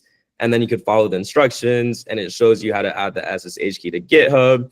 And what this whole process does. So I'm going to share this chat with you guys in chat. And this will allow you to follow step by step.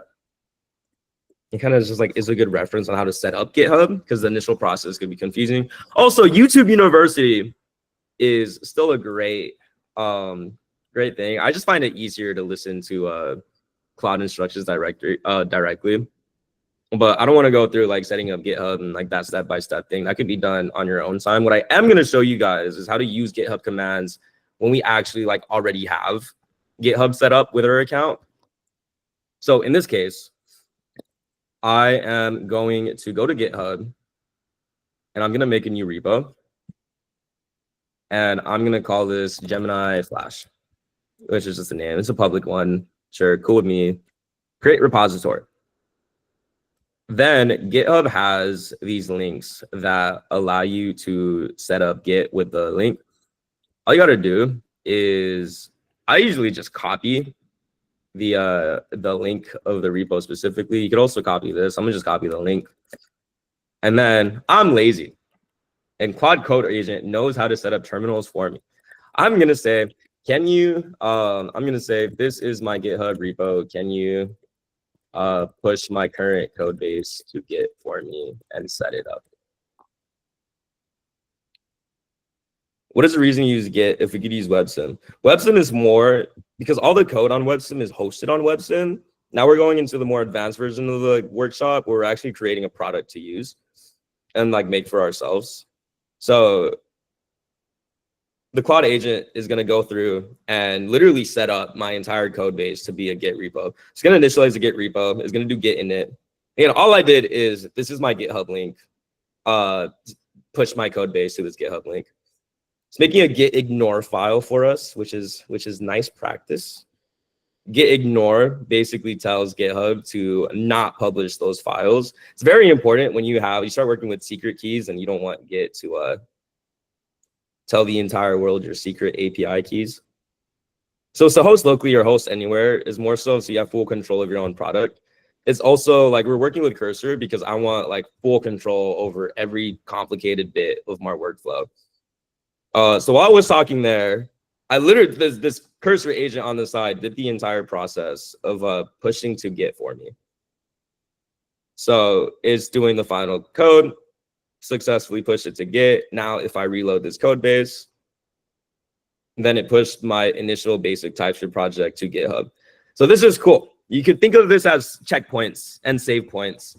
So now we can start really getting into like messing with our code and breaking our code, and we don't have to worry about anything because we saved it. So kind of going through back to the Cursor things. So now we have our checkpoint save up. Well, now we have our checkpoint set up because of Git. Beautiful. Now I'm actually going to get into getting dirty with making the product that I want. So let me see. If I go to Claude and I say, I'm like, I kind of want to be extra and I want to make it an Electron app, but I feel like that's too complicated for the class. So let's make it a simple website. Let me not get too complicated right now. So now we're going back to this chat. By the way, if you want to switch between chats, there's this little chat history thing, and you could go back and forth with your different chats. I find this helpful. So we're going to go to the chat here, where I turn my code base into a website I can interact with. And honestly, I was going to show like building this like step by step from the brick up, but I feel like I could one shot the entire product I have in my head right now.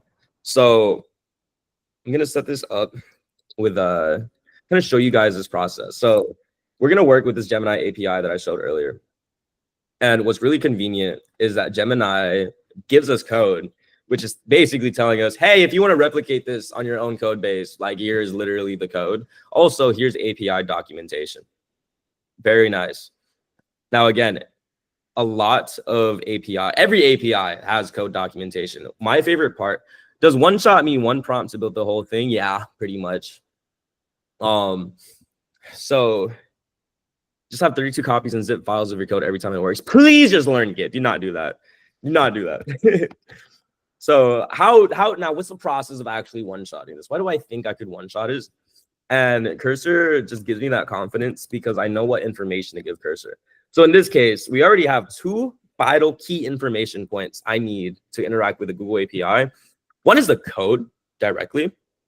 The other one is they give us documentation. They give us like an API reference. Very cool thing about Cursor, the most powerful thing about Cursor, is I could type @docs, and then I could scroll down right here and click add new doc.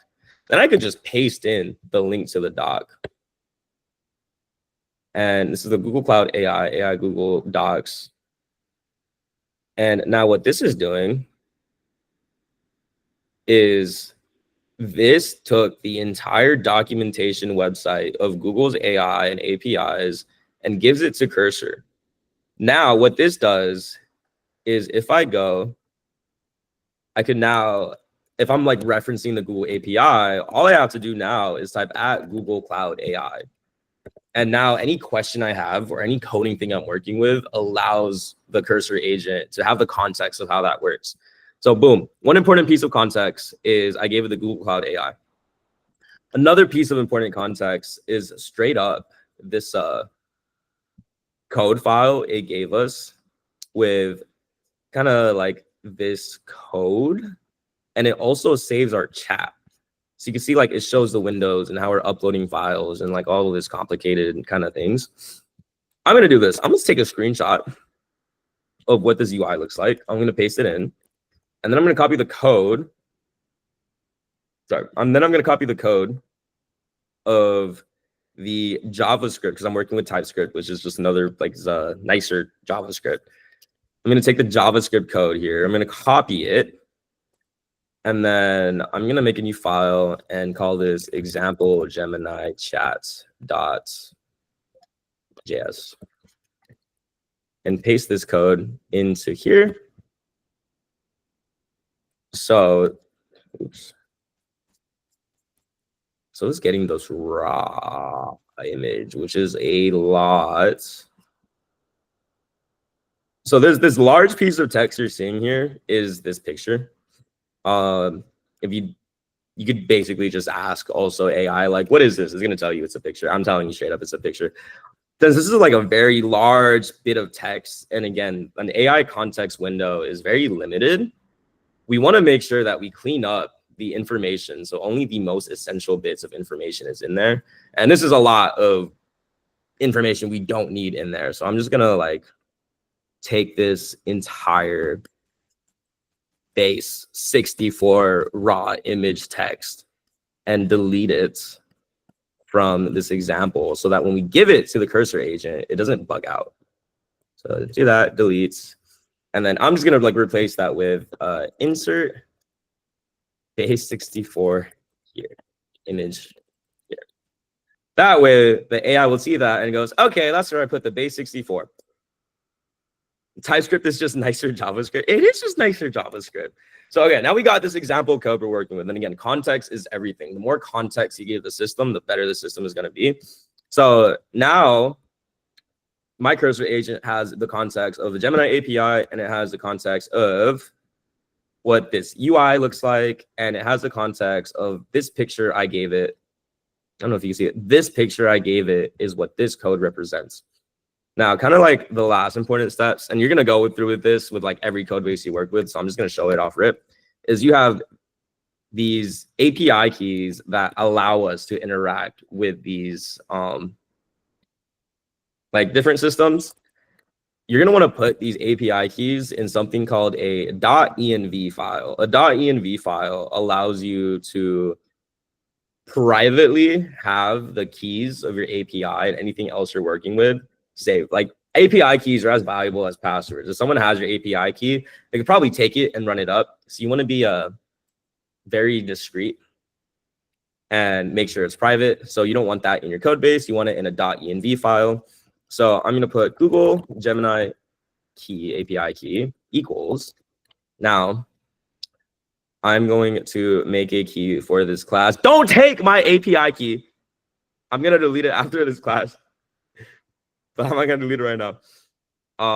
So I just generated an API key. I'm going to copy this API key. And then I'm going to go back to the env. I'm going to paste the API key in here. And then I'm going to copy this specifically. And now let's start writing our prompt. So I'm going to go to Cursor Rules and say, in my .env, we have, in my .env, my Gemini API key is Google Gemini API key. By writing this in my Cursor Rules file, then the AI system knows automatically, okay, the API key we need to make this code base is an env. Because he told me it's env, I know how to access that. So that's just setting that up. Mind sharing the recording. It should be recorded. Where does story IP use case come into play here? Creation and protecting intellectual property. If I want to make Halloween movie about the trenches, do I have to own a boo? Is it registered on Story? That was my personal project on Bitcoin. Story protocol comes in a use case here if you want to like code something and then integrate Story with it. I'm more so showcasing a general class. Like there's nothing specifically related to Story in like what I'm about to show you. But yeah, you can start there where Greg showed you. So okay, now we have the concept. Now we have the context of I have my env in here, and we have all of these things set up. So I'm pretty sure I have all the pieces I need to begin this model. So now we're gonna start small. I'm gonna say, I want to make an app where I'm gonna tell them. So here's kind of like my vision. I want to make an app where instead, this is like my vision I have in my head right now. I want to make an app where instead of having to constantly put in my character reference into Google Gemini, I want to put my character reference there once, and I don't want to keep re-rolling for different images every time because it gets painful. I want to like get 6 images gen at the same time, pick what I like, and then keep generating different images. So I want to make an app where I can input one image as the reference picture, which is the picture on top of the image I gave you. So I'm just telling him like the reference picture is the first image in the reference I gave you, which is the picture on top. I'm gonna say which is the first picture on top of the image I gave you. The Gemini API model can take our reference image, then return back a redone image for us to use. I want to make a web interface that hits this API, allows us to input a reference picture, allows us to input a prompt, allows us to input a prompt.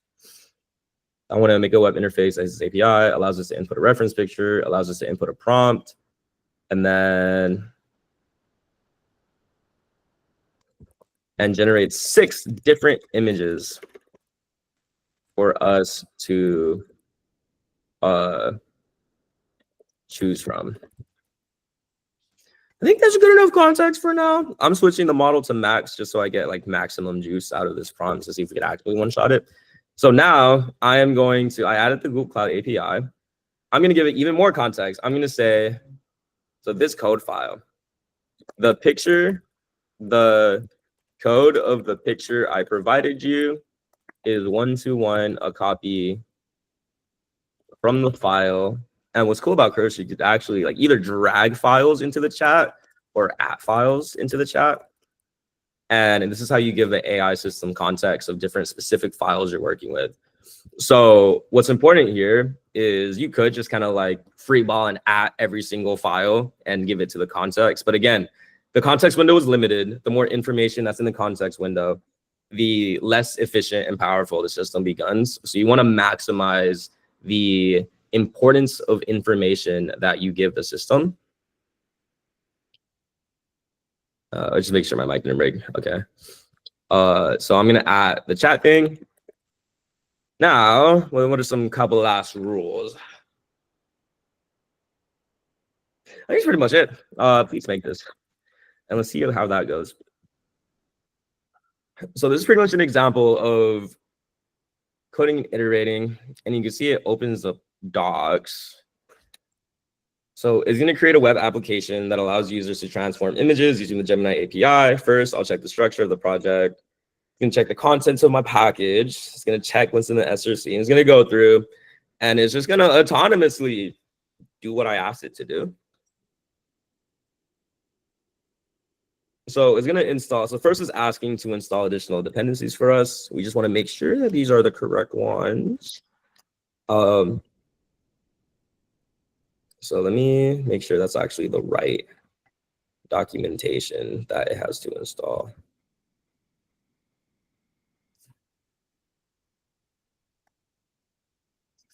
Where's the install button? I think it's here. Get code, API docs. npm install Google/Gen AI. I guess it's the same thing. Check out the Gen AI library. Using Node, install the Google Gen AI for TypeScript and JavaScript. I wonder if that's the same thing. Is that the same thing? I don't see why it would be different. What does the AI system do? Let's see what the AI system comes up with. So it's going to install these dependencies. That's fine. Also, you just want to be careful. If you don't know what any of these dependencies mean, again, you have a super intelligent AI system literally in your pocket. If I didn't know what any of these, so it wants to install generative AI, it wants to install Express, Cores, Multer.env, EJS. I have no idea what any of those are. Usually, you could just go and make a new chat and be like, what are these? So I took a screenshot of that picture. I'm like, what are these packages? You can even put, you don't have to put packages. You just be like, what are these? And it'll go through and tell you step by step what these packages are and explain it to me. Oh, I guess, sorry, I used too complex of a model. So if I'm like, what are those packages in the picture? What are each one of those packages in the picture? And then is going step by step and telling us Express is a popular web framework for Node.js to build API web applications. Cores is the middleware for Express that enables cross-origin resource sharing. And just like kind of like sidetrack into an example. If I'm like reading this for the first time, I'm like, what is cross-origin research? What is cross-origin resource sharing? And kind of just showing you guys like, if there's terms you don't understand or concepts you don't understand, you can literally just take a break from whatever you're doing. Just ask the AI system for deeper understanding. And this is how you really start like leveling up really quickly. As soon as you just keep asking, bro, like a little kid, like, how does that work? What does that mean? How does that work? How does that work? And like, you just go so deep into this rabbit hole of asking how things work. You start learning how things work from the ground up, which is what I do. And is what I heavily encourage people to do. So anyways, kind of going back through this, let's, I interrupted him on accident. Please continue. And keep going. Oh, wait. I used the wrong model. So I'm gonna restart and go max, thinking mode, max, send. And he should, can I go through and run up? So he wants to make a server folder for a share. So he just made a folder. Or is he making a new code base? Let's set up the backend first. Okay. Hold up. Let's create a web application that uses, I'll build both the front end. Please make this in our current code directory. So he's kind of just making it from scratch, like from scratch. So we already have like a working directory for him. So I'm gonna stop him there and rerun it and just add like an emphasis on make this in our current code directory that we already have. Yeah, for some reason he skipped a step where he like reads and gets information. So he tried making it from scratch, so I just stopped him.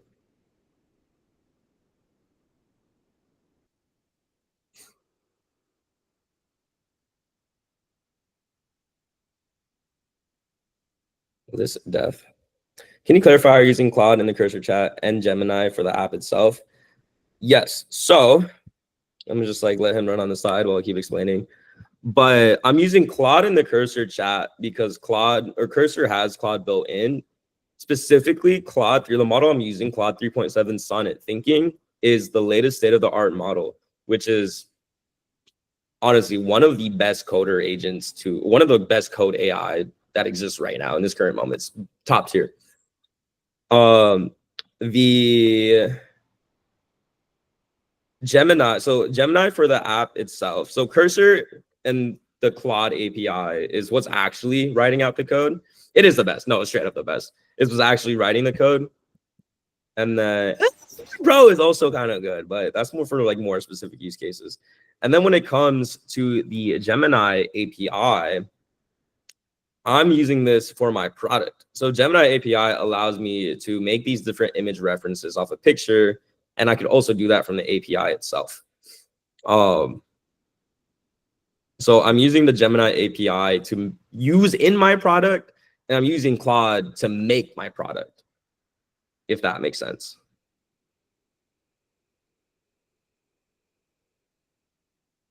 Cool. Now we're going through and he's just coding the whole thing.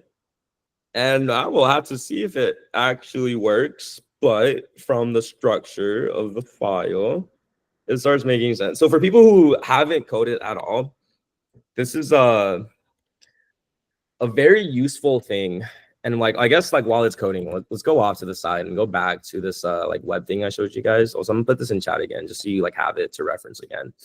So we went over cursor rules. What this is telling us specifically is to write in the cursor rules the like project overview, what the project is, the tech stack, the processes, environmental variables, file structure, etc.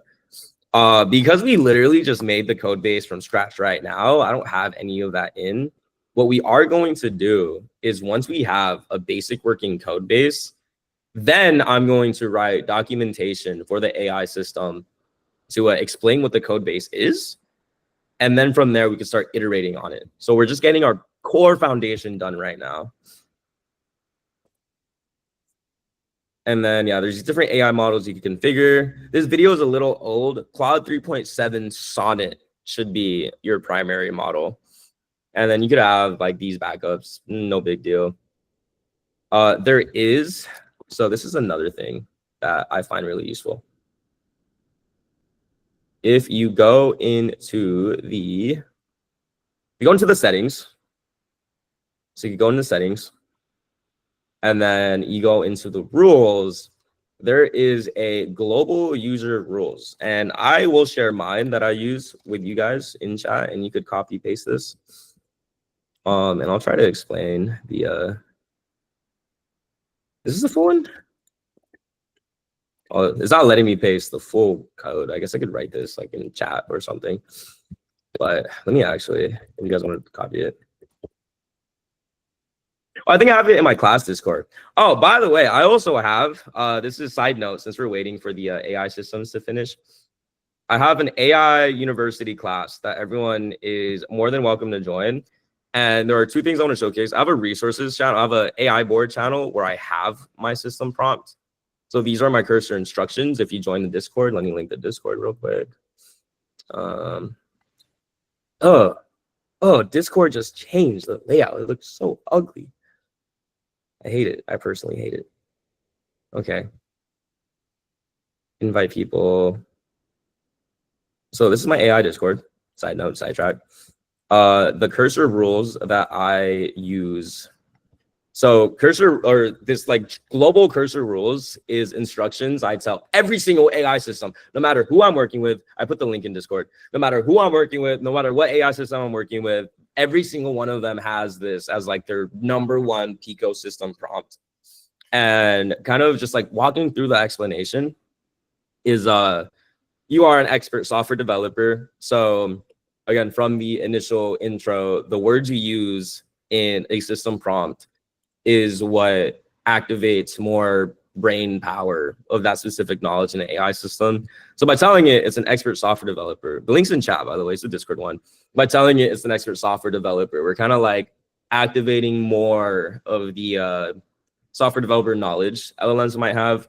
And then I have guidelines. So I always tell it to comment the code using clear and concise language, avoid stating the obvious, focus on the why and how rather than the what, use single line comments for brief explanations, use multi-line comments. I tell it to log everything.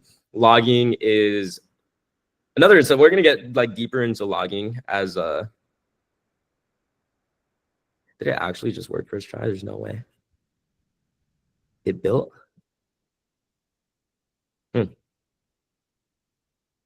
Hold on. Oh, you even wrote us nice docs. These models are so good nowadays. Wow, you guys are so lucky and spoiled.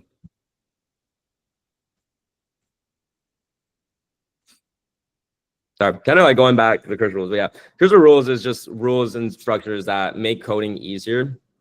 I do have a little secret sauce in here. I don't know how efficient this is back then, but when I was working with GPT-4, I discovered this and I found that every single one of my code bases heavily improved in quality when I added this random thing called competence map. And this kind of goes through, like, this is actually like secret sauce I've been working with for a long time. I don't see anybody talk about this, and I'm pretty sure it still works. But there's this thing called competence maps in my cursor rules file. And again, the words you use in a system prompt is kind of what like activates more like brain power or neurons in an AI system. So all of these, if you look closely, are just like shortened words for masterful full stack development, advanced web development, HTML5, CSS, JavaScript, REST, server backend development, Node.js, Python, Ruby, Golang, database tech, cybersecurity, backend frameworks, front-end framework, blah, blah, blah, blah. All these different computer science terms. And when I had this initially with GPT-4, it allowed my code bases to it just made things work. Like I use the exact same prompt. It helped me like run my like initial boot project. Address already in use. Oops. It's already in use. What am I?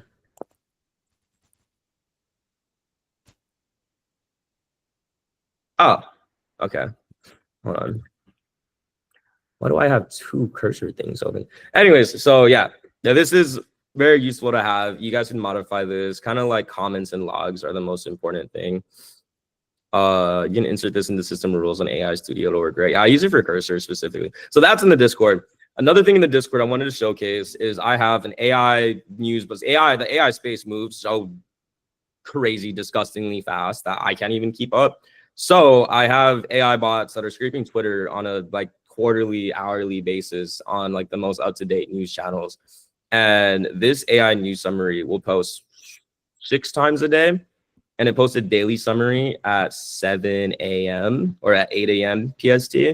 That just runs through all the newest products that came out. So yesterday, Gemini 2.5 Pro rolled out. A new DeepSeek V3 open source model came out. And there was a new GPT Sora update that came out. And yeah, these quarterly ones are more specific, but this allows you to just like stay up to date with like all the AI news happening on a daily basis. So it's very useful. It's free for everyone in the class. This was a custom build that I use on a daily basis. So it's cool. It also showcases the newest models that come out and like any new research that comes out and like kind of what the community is talking about. But yeah, useful. Definitely use that. Very, very helpful for me. And going back to the build. So was a rules file. It looks like it's done. And this is actually, so if I type, what else to type to run it? npm. I was like, how do I run the code? I'm gonna just ask it that straight up.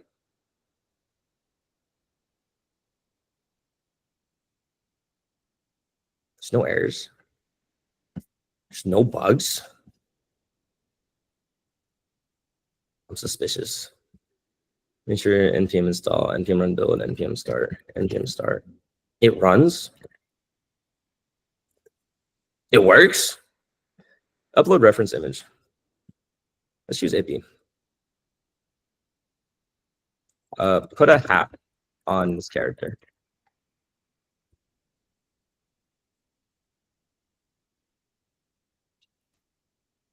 All right, guys, I'm very sus right now. It's generating image 1 out of 6. It actually generated the image. It saved it to my. Well, I didn't put a hat. Oops. How high quality is this image of Ippy? Why is it breaking my computer? Oh, it's results. Oh, look, it put a hat on Ippy. That's cool. So, okay, it's going through one by one to generate the images. So, cool, we one-shot it. Didn't think it would actually work. I did think it would work. That's why I did it. But, so we could see that the initial product that I had in my head is now right in front of us. And this makes my life as a creator a lot easier. So, it's going to go through, it's going to generate the transformations. It's going one by one. It should, when the transformations are finished. I don't think it would take so long. Oh, how cute. Okay. So there is an initial problem where we put that into the prompt. So what I'm noticing off rip is that, well, this is very cool. Like the initial product works. I put a reference picture. I can put in a prompt. I can generate transformations and generates images. Not only that, it kind of saves the images for me automatically, which is very nice of it to do. However, there's one problem I'm personally seeing. So now we're going to get into iteration. One problem I'm seeing is that it took the initial Ippy and then it used this as a reference picture for the first one, and it worked great. The problem is that instead of using this initial reference for all 6 of them, you kind of see that it used the last image as a reference instead of like the first image as a reference. Also, it was a little too slow for my taste because it was going one by one. So I want to make it all generate at the same time. So that's going to be my goal. So usually what I do is I'm going to now here's like the more important parts of the vibe coding thing. I like making myself a to-do.md. And then kind of like, cool, basic product works. Usually, what I have to do is I have to write a readme.md. So like Gemini Flash image transformation. And it wrote me like a really basic MD, but it covered everything I was going to do anyways. Usually what I do is when I have like this chat history on the side, I'll write in here like write a readme and like explain the changes you did. And Claude was nice enough to do it for us. And it even like has the tech stack right here, which is most important. Technologies used: TypeScript, Express, Gemini AI, HTML, CSS, JavaScript, Multir for file uploads. Cool. Now, I guess I could have it be more specific. And I'm going to, what I do for every single code base that I do, .md stands for Markdown. And it is just, it's like a text file. It just allows you to have like these pretty looking texts. So like you write it like this, right? Like hashtags for headers. You could like look into Markdown more, but it'll preview like this. And it's just a really nice, clean way to like read information. So the biggest part about this kind of like whole system is every code base I make a folder called docs. And then in the docs folder, I will then, because like a readme is cool. Every folder, every code base has a readme file, which is just kind of like, if I'm a new person, I have no idea what your code does, the readme should inform you of that. Now, I make documentation files, which go deeper into the code and how things work and why things work. So I'm going to tell the coder agent here, I'm going to make a new file and call it docs.md for now. I'm going to say in@docs.md. So I'm pinging the file I just made because I want him to write in there. I'm going to say in docs.md, write me detailed documentation on the tech stack we used, how the code works, and important structure to keep in mind. And then I like adding this thing on top because I feel like it gives them a clearer reference, them as in the AI system, a clearer reference of write this documentation so that a developer who is coming in to work on this code base and knows and knows nothing about this can read the documentation and know everything they need to know to progress, to continue development. So it's gonna write us a nice docs. So now this is gonna be part 2, and this is where I get a little lazier, and this is how I like sped through the story protocol hackathon so fast. So when he writes this doc, we're gonna save our next checkpoint because one, we tested it, it works. Honestly, that was a great V1. I didn't expect it to work so well. It's nice too. I mean, a nice looking website too. So we're gonna save this V1. This is nice. This is pretty. We're gonna let him write up the documentation for us. Are there any questions on that process I showcased so far?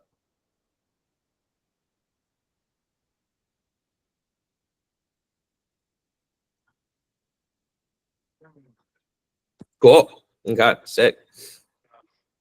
I don't know if he just froze or if he's writing like some really detailed documentation right now. He might be going in the pits with this documentation, or he broke. Oh, he's going in the pits. Oh, he's going deep. How the tech stack use, how the code works, important structural aspects of the code base. Oh, he went deep in the pits for this code documentation. Damn. Okay. Cool. Let's kind of like go through these documentations. So now let's understand the code means. First off, checkpoint. So anytime you guys, like, remember initially I showed like, oh, like set up this GitHub repo for me. Once you do that once, or once an AI system does it for you once, then it saves. So there's a 3-step process that you guys should keep in your mind when you're saving. So if I want to save this checkpoint to GitHub, first I do this line called git add dot. So when you do git add dot, Cursor has, when you set up a repo in your code base, Cursor actually sees it here. And it basically tells you like the changes that are going to go into GitHub. So you can see like this was my initial README. And because I updated it, it's showing me this is what your new update looks like. This is very helpful for going back and forth and understanding what changed and why things changed. I don't want the pictures to get uploaded to GitHub. So I'm going to add these pictures to the git ignore. So I don't want my uploads in there. I don't want my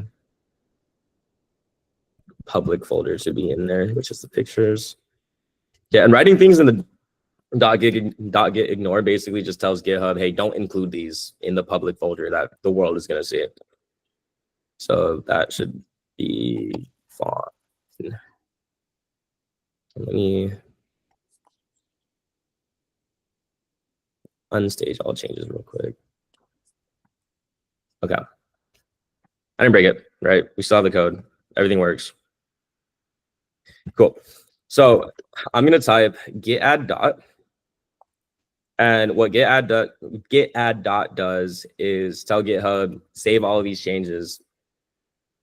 That's basically it. Then the next command is git commit -m.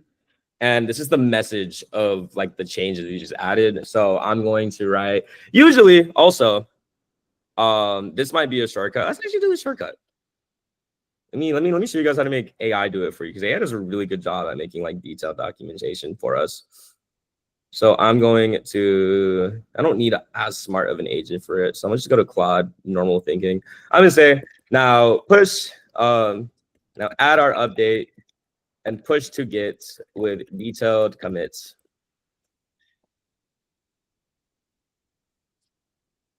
I know, imagine coding it line by line. Wow, I could never imagine that. I started with AI, I got spoiled off rip. You guys are even more spoiled because I started with bad models that weren't as smart.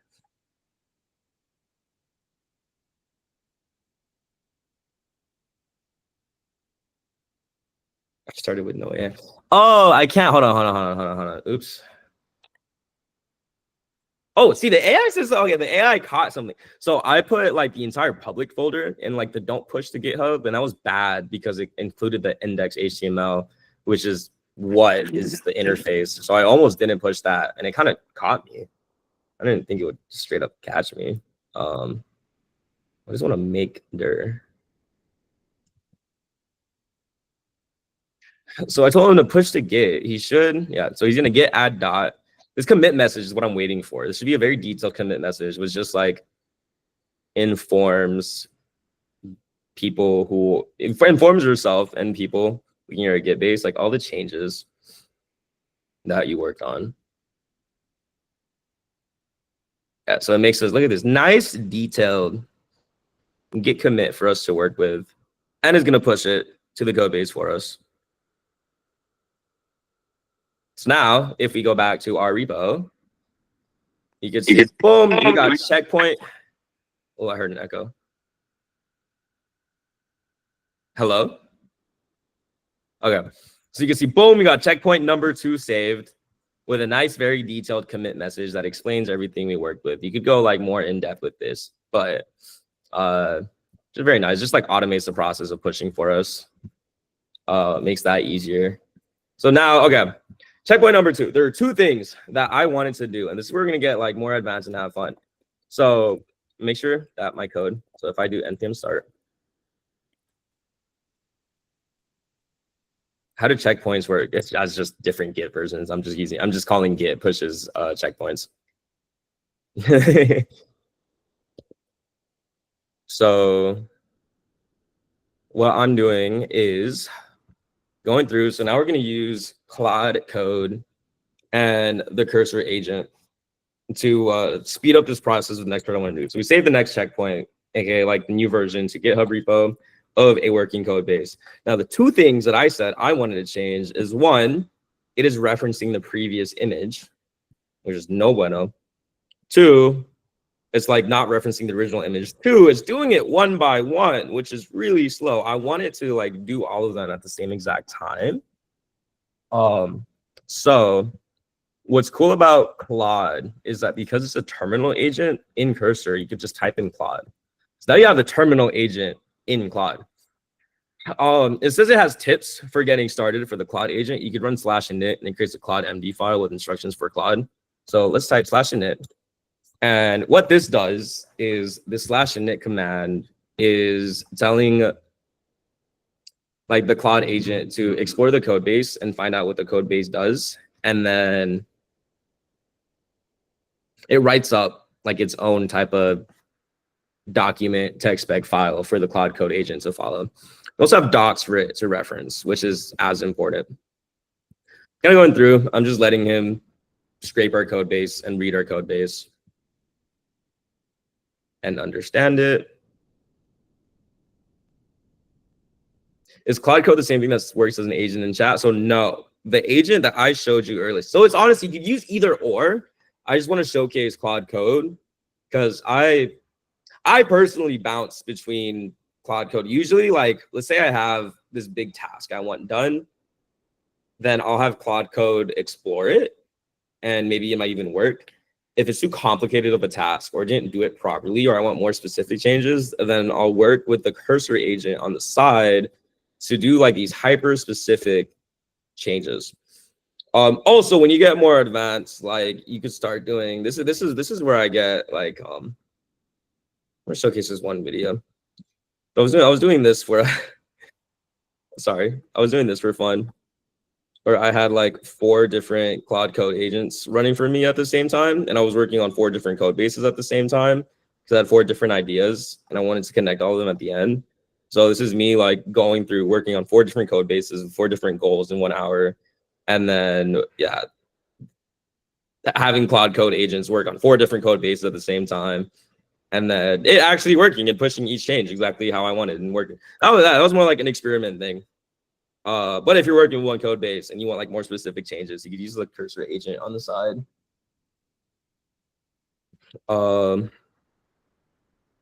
Let me, hold on.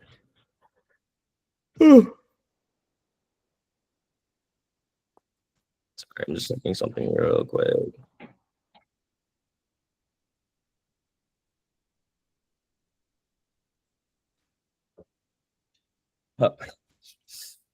Okay, so now Claude finished. I don't know if you could. Did I push myself too up? Where's the corner at? Is it here? Okay.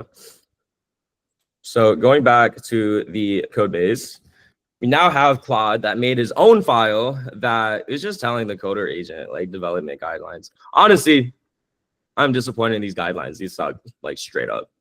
It doesn't have anything really useful. So I'm going to go through.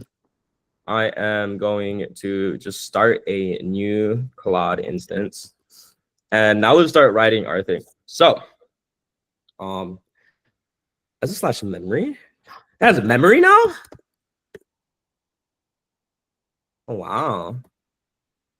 Cool. Okay, that's a new feature. That's fun. That's interesting. So, oops. Okay, so let's play with Claude Code. Let's see if Claude Code could like remake this whole thing for us. So I'm gonna explain. So I remember Jacob asked in chat.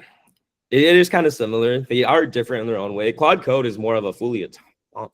They're both fully autonomous agents. I don't know. Claude Code is better in aspects. Really, you just gotta play with it and find out the vibes. I'm just showing you guys how to play with both of them and like figure out what matches you more. But for Claude, this is what I'll usually do. I'll make a folder called for Claude in the code base.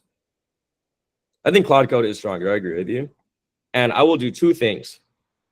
So this is where I start. This is where I bring Grok into the equation. So if I go to Grok, I want to move this to a second window so we could play with it. And so now we have our base. We have our like working product base, and we want to do specific updates. And we want our Claude Code agent to do a very high quality specified job. So the initial problem is if I just tell the Claude Code agent to go off and like make this code, because the code base is so new and so fresh and so small, it would be able to do what I want it to do. But I want you guys to get into the habit of we're starting to work with like bigger and bigger code bases. We can't just send Claude off because there's too many files and there's too much code for it to look through. So this is where I bring Grok into the equation. And this is kind of like the final step of my personal like vibe coding workflow that I use. So there's one last product I'm going to bring into the equation. And this is called repo prompt. I'm going to link this in chat. So oops, repo prompts, repoprompt.com. You could pay per use. Claude Code is just pay per use because you're hitting the API raw. So this is repo prompt. Unfortunately, they have a pricing now. I got it when it was free, but I think the free tier still does exactly what we need it to do. So what I find very useful for repo prompt is that it allows me to take my entire code base and copy it and give it to different AI systems. Specifically, like in this case, we want to give our entire code base to Grok, and then we want Grok to write up documented instructions for a Claude Code agent to follow. So we'll walk through the step by step. One is I have a goal in my mind. We have documentation of how our code base works. PeopleMix is another tool. Okay, that's cool. Definitely check out different tools. I don't want you guys to pay for like more than you have to. Oh, yeah, this one looks nice. You can also make your own repo prompt tool, but yeah, like if they start asking me, I'm gonna make my own repo prompt tool. I'm not paying. Anyways, but kind of sorry, cat. So starting off with like, okay, how do we add this new update to our code base? We have docs and we have initial context, which is very important. Vibe code or repo prompt tool is one prompt. It is basically one prompt. It was a little more because you have to, maybe it is one prompt. Anyways, I'm gonna just show off how I use repo prompt. You can use different tools that do the same thing, but I have this problem. So I usually make a folder called for Claude. And in this file, I'll write problems.md. In this case, I have two problems that I want solved. In this case, I have two problems that I want solved. One is, One is I want, problem number one is I want, the code base successfully. So I'm gonna tell the system what works and then what doesn't work. And this is a very important step to just tell, like, when you're giving context, again, the more context, the better. Context of what works in your code base is as important as the problem, because you're telling the AI system, hey, like, these features and this functionality works. So don't worry about that. This is what doesn't work. And it just makes the job of the AI system easier to deal with. So the code base successfully takes a reference image, takes a prompt, then the code base successfully takes a reference image, takes a prompt, and then we'll generate the images one by one until we have 6 of them, and it displays it on the browser. However, there are 2 problems I need fixed. One is the code base takes reference image. However, there's 2 problems I need fixed. One is instead of the images, I need to explain this problem as clearly as possible. So looking at this, the problem with this image, or the problem with the product right now, is that it takes the first image, but then subsequent images that follow are referencing the previous image. So it seems like they're referencing the previous image, or it just keeps stacking it in one chat. So instead of the images, instead of the process referencing one single base image, let's just say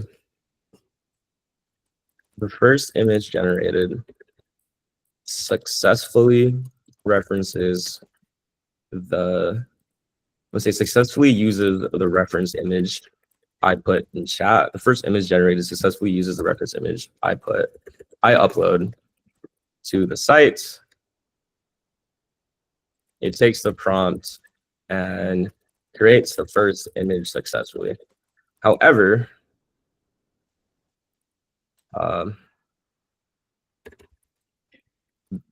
images, all the images that come after, like images 2 through 6, are not referencing the first, are not using the reference image by itself. It seems like they are either referencing the newly gen image, or there is one single chat that is being used instead of resetting each prompt from the beginning. And then I kind of like emphasizing the way this app should work. At the end of this, can you give a step-by-step flow for vibe coding?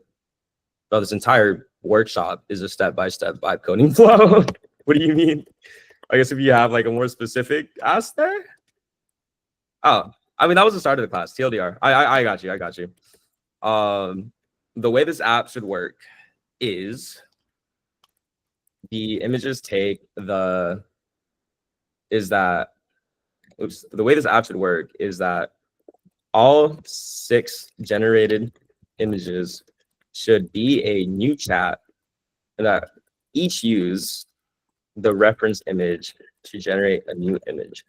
It should not reference previous image or save all of them in one chat.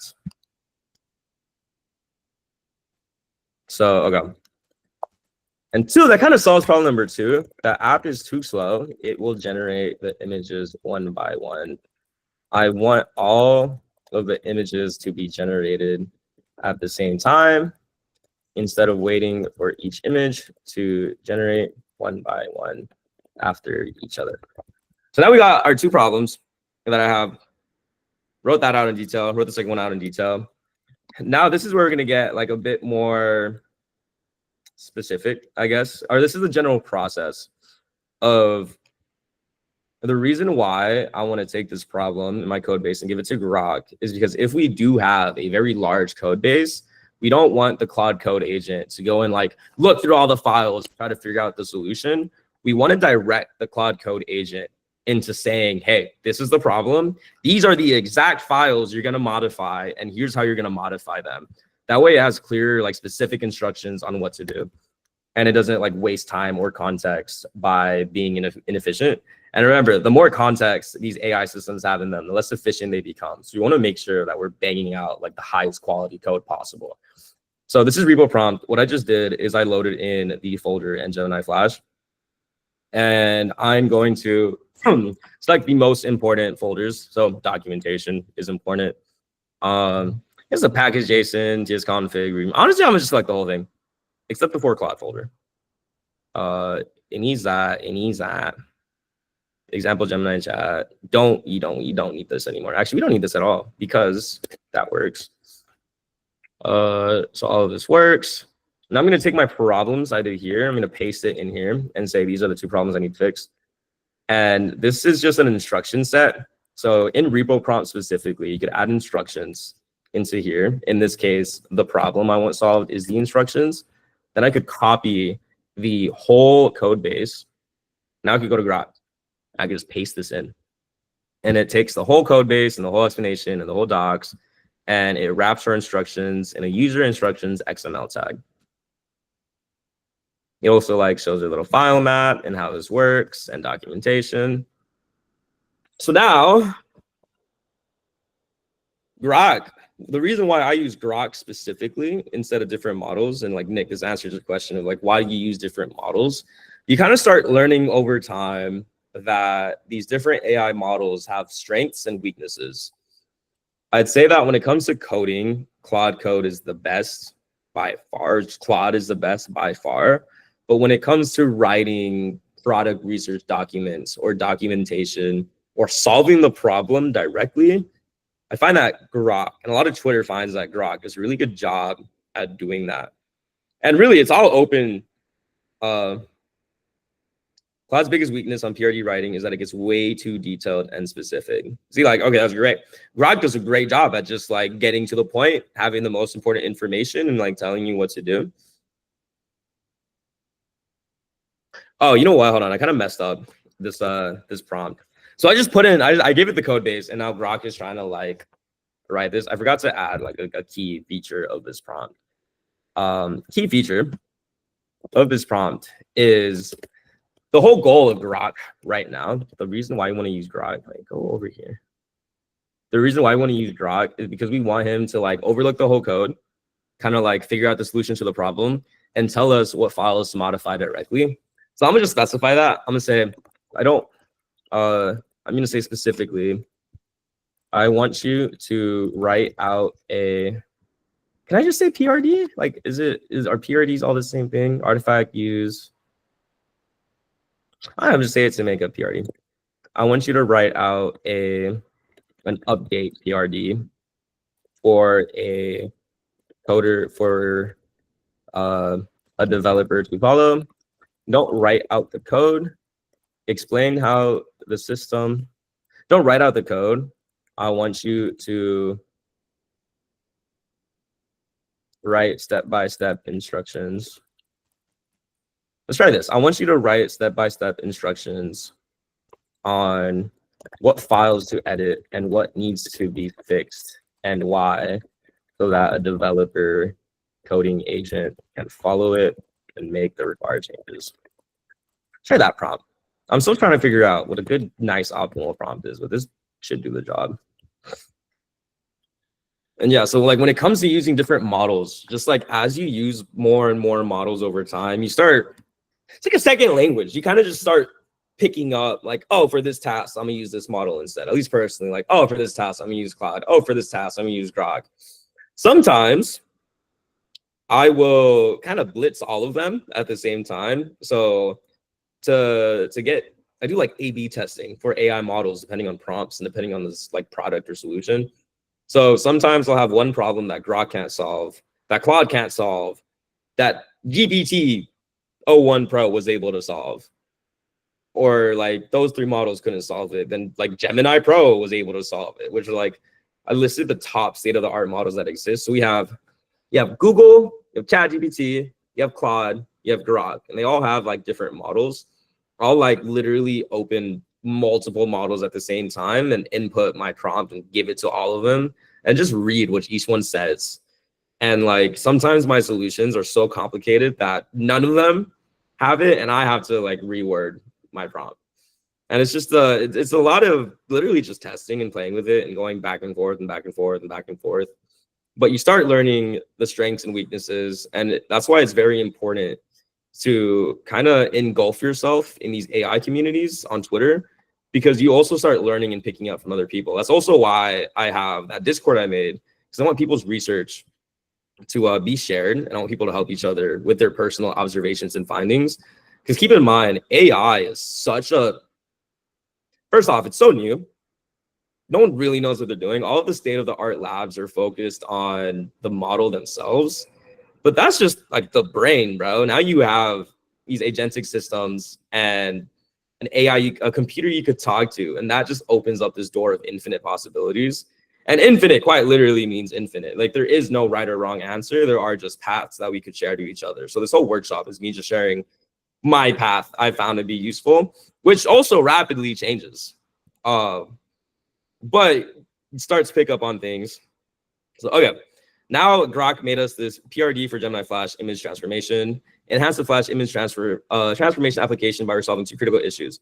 Ensure that all 6 generated images are created independently using only the original uploaded reference image and user prompt without any influence from previously generated images or a shared chat session.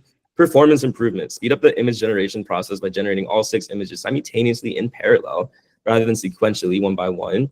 And I was talking about the dependent image generations, and I found the issue. The issue is a single chat session is created with the reference image and prompt in its history. Subsequent requests within the same session, e.g. create a different variation, build upon this history, causing 2 to 6 images to deviate. Desired behavior. Each of the 6 should be, I'm not going to go through the whole thing. Point is, this looks really good. And Grok seems to have done a great job at writing a PRD for us, which stands for product research development. So I'm gonna copy this. I'm gonna go back to the code base. Now the problem. Now I'm gonna write in solutions.md. And then I paste in the solution of what prod just gave us. I'm gonna clean this up. Or I paste in the solution of what Grok just gave us. So usually, right? Oh, why is my iPad dying? Why are you not charging? Oh, usually I will have like I usually have a problems here because I have the Claude Code agent like read the problems and then read the solution. In this case, because of the prompt you use, I think I found a good prompt, but Grok specifically is just telling the objective and what the issues are already. So we don't need this problems thing.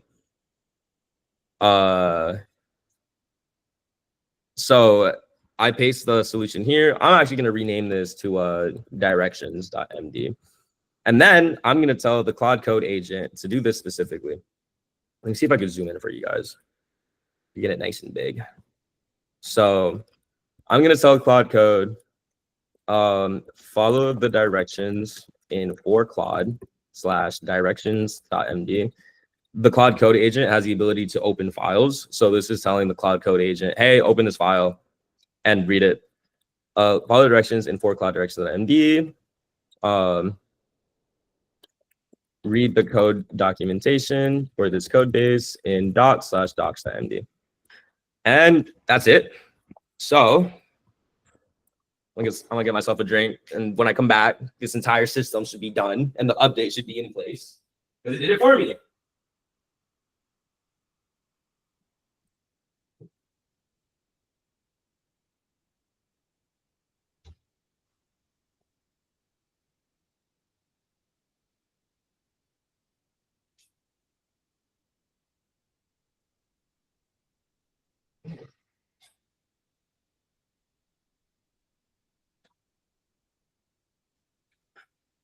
Oh yeah, so I forgot. Claude Code asks you for permission. I always give him full permission. Just go through with it. That's why the next cool thing will be a team of vibe coders. Robert said that's why the next cool thing will be a team of vibe coders. Each using different LLMs, sharing solutions with the help of an AI, managing and coordinating the merging parts of the solution each LLM has according to the vibe coder feedback. Oh, cool, it's done. That was fast. Let's test it. code should now perform as specified in the PRD, generating all images much faster while ensuring each is independent transformation of the original reference image. It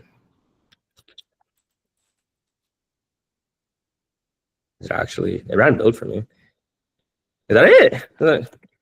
Is that what I wanted? Is that my working product? npm start. Localhost. Let's get a picture of Ippy. Put this character in space.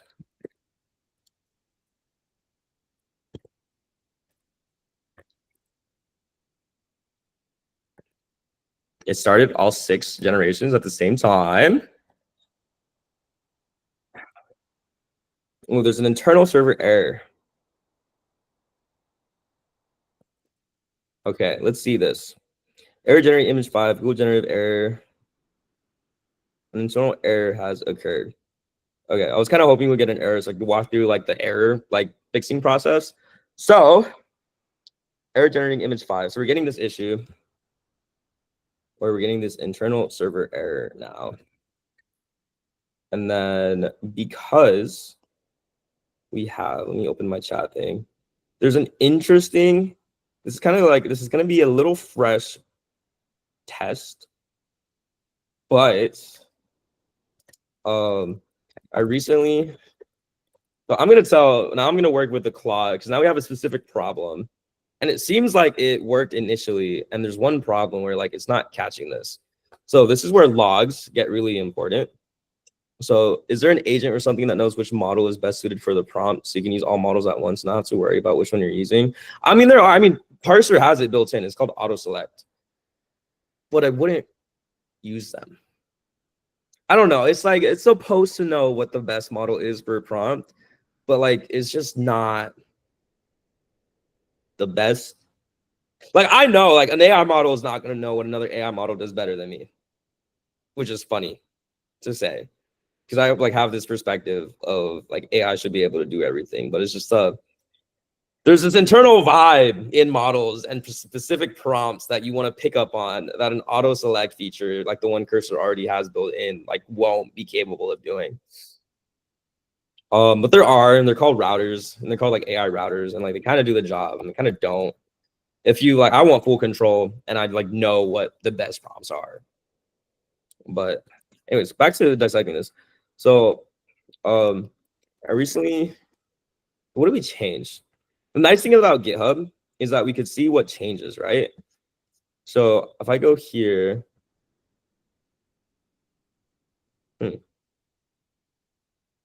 so I think I could grab, can I put this in at Git and then at PR diff with main branch. So an interesting thing about Cursor, and I don't exactly know how this works exactly yet. Let me see. Okay, cool. So this is what it does. So the cool thing about Git in Cursor is that you are able to literally at Git, so like at Git, and then show the diff with the main branch. And the reason we're doing this is I want to say I made these changes to make the image generation parallel and not reference each other. So I'm gonna, you know what I might need? I might need that file I just deleted, actually. Let me get back this original code. And then let me add the example generation.js. Maybe give it the I made these changes to make the image generation parallel and not reference each other and generate 6 images at the same time. However, now I'm getting this. So again, context. I'm selling it what worked, what used to work, and the error logs I'm getting. So I'm going to copy these error logs in chat right here. I don't know if you guys can see that, but I'm just copying one of these. So I'm copying this. I'm going to grab that. However, now I'm getting, and I'm pasting it, and you can see the paste right here. It'll highlight it when you click on it. However, now I'm getting this error, and no images are generating, even though it worked fine in the last PR. here is the example API call of a single chat history with image upload. And I just remembered I have to delete this buffer. It was too long. It might have just crashed my computer. No, please. I'll get out of this file. I will get out of this file right now. I'm so sorry. Okay. I loaded. Let me grab the end of this. And let me grab the start of this and delete and have it work.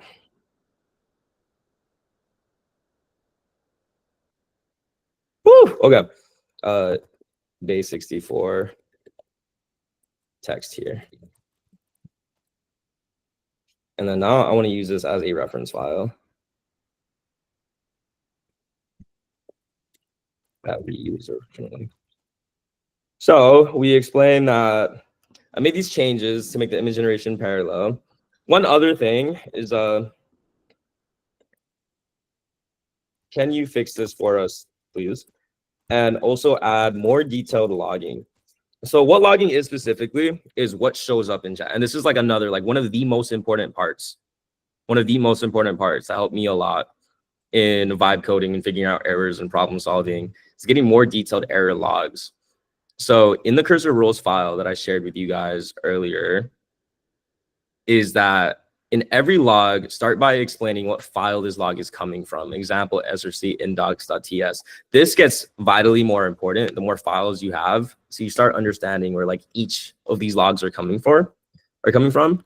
This log specifically, where it said error generating image. If I search up error generating image, you can see like this is what the logs are for. They're console logs. So they just allow us as developers to visualize the code flow. And when something doesn't work in the code, you kind of want to pinpoint where. So I just asked Claude to make very specific console logs that then go through and show off the full process. And this is important because context is everything. So the more advanced console logs I have, the more detailed of a explanation of what's going on in the code base right now I have, the more information I could give to the AI system, and the more likely they are to solve my issue.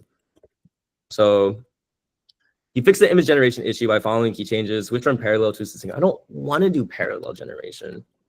Check the chat to match it. Let's see if this works. And reduce our images. See, Cloud Code Max did too much here. I don't like any of these changes, but I just want to see if it even works in the first place. Just to see. So npm run build, npm start, localhost. Get the picture of Ippy. Put my character in space. So now we can see more detailed logs because we told Claude, hey, make more detailed logs. So we could go through and see what does work. We can see when we upload the file, it does work. So it processes the image generation. We can see that it processes the request with prompt, put my character in space. Now it's generating 4 images. It uploaded the file we uploaded to Google Gemini and it saved the URL. It is now starting the generation of 4 images one by one. But now we could see, I could actually see kind of like what messes it up. Here is it sending a message with prompt, create a different variation. Create an image based on the uploaded file and prompt. Chat session with initial history containing user message. So it generated the images, but it's still doing that same problem of all it did was create a different variation. Okay. So now I have, because I told the system, hey, give me more detailed logging. I now know like pinpoint exactly like what's the issue here. So I'm gonna go through, I'm gonna paste in the logs and I'm gonna scold my AI system. So I'm gonna say, okay, this worked. However, there is a big problem. Look at the logs for each message it's generating. Chat session created with initial history containing user message. I think it basically just undid the original changes. Switch from parallel to sequential image generation to avoid overwhelming API. I don't like that. What's cool about Cursor also has checkpoints built out and built inside of it. So this might be one of the things where I kind of roll the dice and see what works more. I do like these detailed logs a lot, but I have a feeling that when Claude Agent made these changes, it basically undid what the Claude code system did for us. And we don't want that. So I'm going to undo this. I'm going to restore checkpoint. And then I'm going to give it vital direction. So it did two things. It did a couple things I didn't like. One, it reduced the maximum images from 6 to 4. I want 6. It structured the chat session to match the example chat and switched from parallel to sequential image generation. Can you fix this for us, please, and add more detailed logging? 1, keep it parallel image generation. And then 2, keep 6 images. 3, ensure that a new chat history is formed for every single call. So we're kind of like keeping our system in check because we saw these changes. I didn't like what it did. Because I didn't like what it did, I'm going to now give it more specific instructions to follow.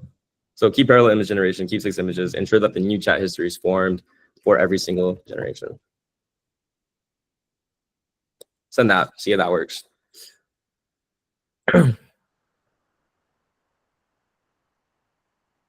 that the history to my Discord channel? Okay, sick. Also, I need another name. Right now it's AI Booniversity, but I can do like Vibe Coder Academy. I don't know.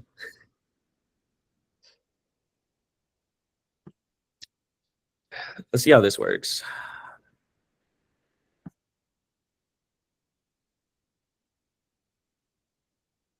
You know what? Hold on. Let me also give it the docs. That may be important.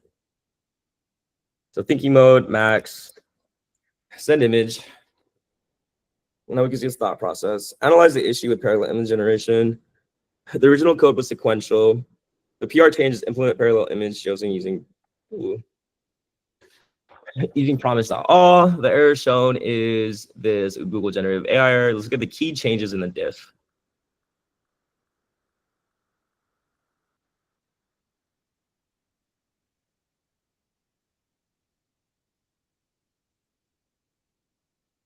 Oh, am I actually overwhelming the API call? Okay, we'll see these prompts. And it's just going ahead and doing some fixies.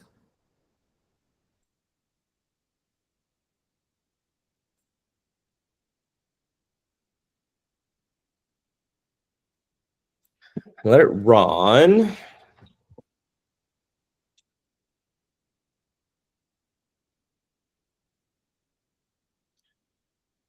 Okay, npm run build. It runs the build. Now I could implemented a staggered execution approach that does them at 2 at a time, adds a small delay, maintains concurrent generation, added variation text each prompt to ensure diversity in generated images. You don't have to do that. Like that was also too extra. Let's see. Attempt number 3.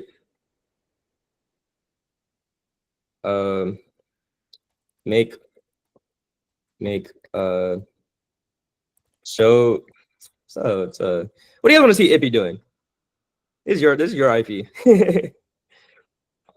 Show this character as a Mario star. Smoking weed. Okay. Show this character smoking weed. Smoking weed.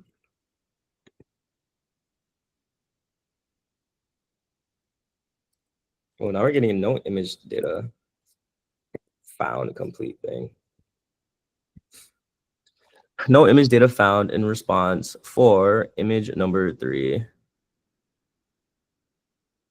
That was Vibe debug. Save these errors. It's this. Now we're getting this no image data found. Let's get more detailed logging. So my iPad is about to die. But it should be charging. Sorry, give me one sec. Does that work? Okay, cool. We have a naughty version of Ippy called Yappy on top of Christmas tree.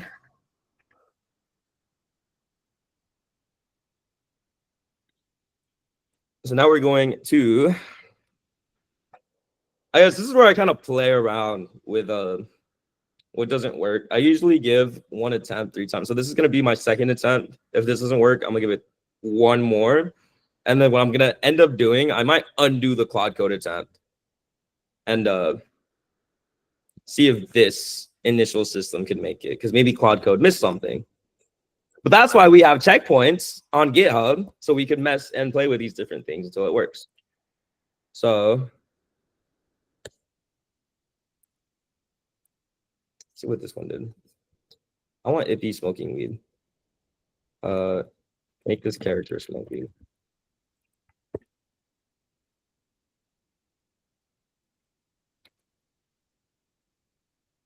Oh, so it might have actually worked last time. Google just didn't want to generate if he's smoking weed. So we can see that from the error here is that I'm unable to create an image that depicts illegal or harmful activities. You're such a cuck, Google. Okay, let's try Ippy on a Christmas tree. That seems more wholesome. Wow. Put this character glowing on a Christmas tree. Oh, I stopped the code. Oops.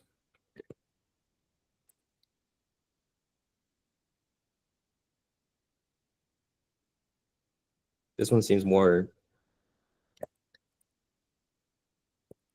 Oh.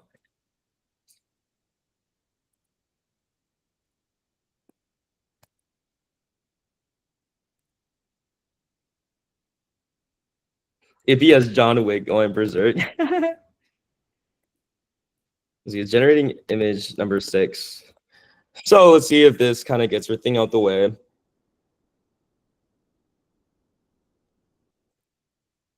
Cute. So now we have different variations of Ippy glowing in a Christmas tree. This is very cute, actually. I like this a lot. So sick. Very cool. Very cool. Actually, guys, I think this one. So this is why I wanted the 6 variation thing, because I don't have to keep generating random things. I could just look, and honestly, out of these, like this one is the sickest. I'm gonna download this actually and send it to you guys, because look how cute. Look, bro, look at the quality of that. You can see Ippy glowing in the ball, reflective in the background. That's so cool. Now, okay, this is really cool. So this works. I'm just gonna add one more change, and I'm impatient. Okay, the code works. So there's one thing they did that I don't like that I'm gonna remove it. There's this like variation thing. So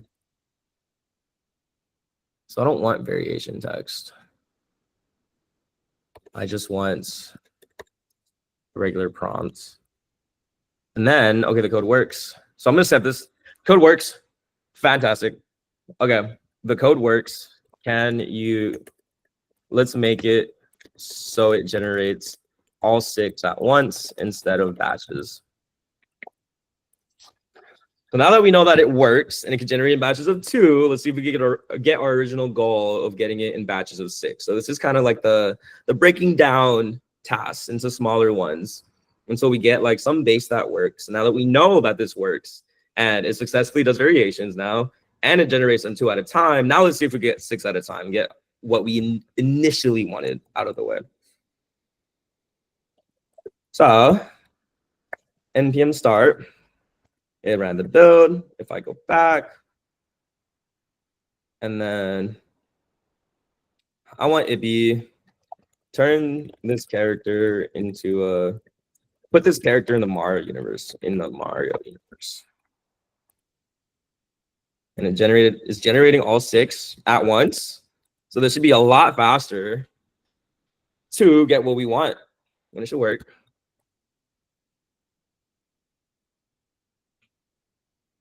Oh, sick. Oh, look, that was cute. Funny how it does a variation. And this is like exactly why I wanted to do variations, because like sometimes like one might hit and it doesn't. But this might be copyright, which is the answer. purpose of story protocol. So, but make this character a cybernetic robot and generate 6 images. Hold on, why is Google training on Mario? Hold on. Let me ask that question first. That's suspicious. Let's Google, bro. They probably have permission. Yo, let us use Mario in image training. Yeah, sure. You can do whatever you want. Oh, see, now we got like 6 different variations of cybernetic Ippy. Make a comic panel scene using this character.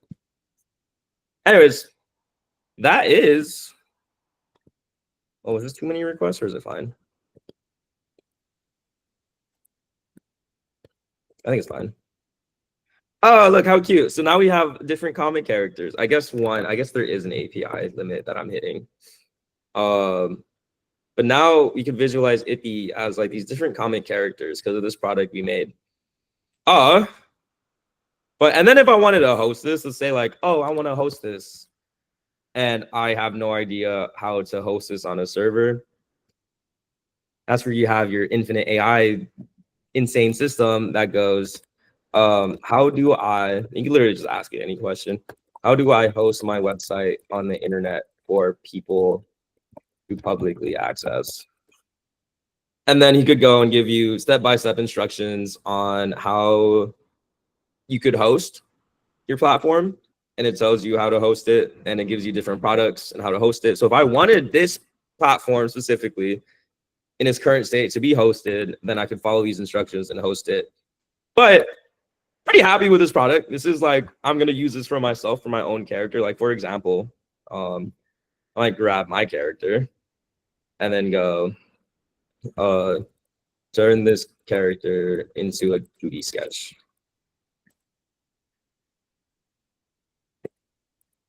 And it's executing. So now I get to see like different variations of my character and play with it for content creation. And then maybe if I wanted to take this product further, maybe I could add like video generation API and like get deeper into that mix. I guess there's one thing I want to show live, I guess, before maybe Runway or maybe Luma. Like, there's a lot of video models that have an API now. Or like Pika? Sign in.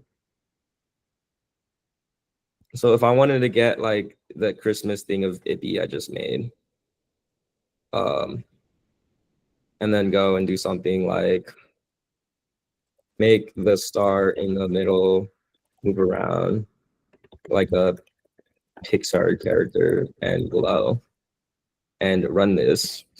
Kind of the reason why I'm showing this is because Luma Labs is an image to video API. So perhaps I might want to extend this product where I could put in an image and then I hit a video API because it violates IP guidelines. I think I said Pixar. That's why. Make the star in the middle move around and look happy. Hey, this is why we need story protocol. IP mention. And it's like kind of like last thing, but I'm showcasing this because Luma Labs and there's like these other image to video APIs that exist out there.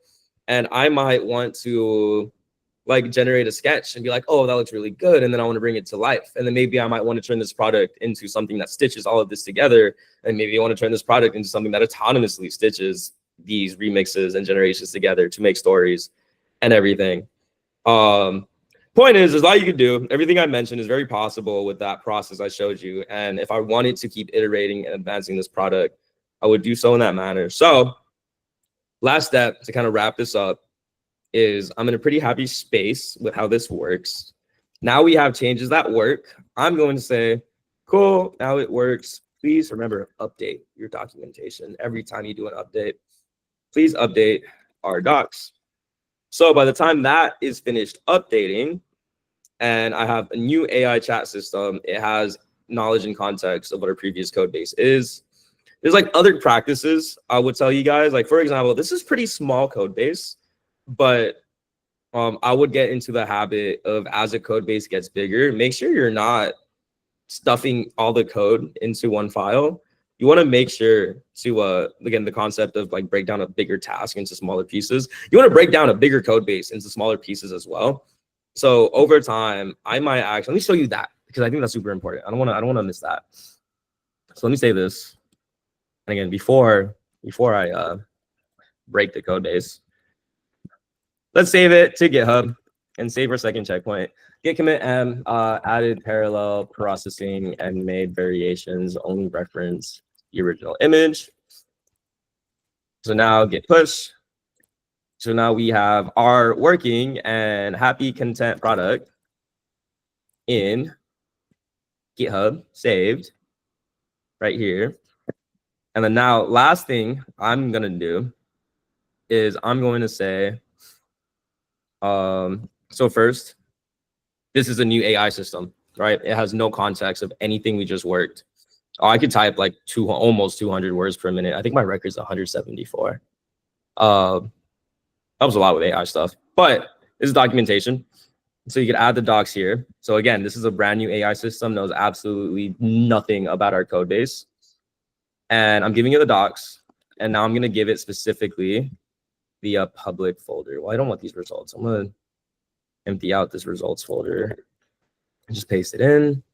And then I'm going to paste in the src and no longer need the generation. So delete that file. And I'm just going to write out,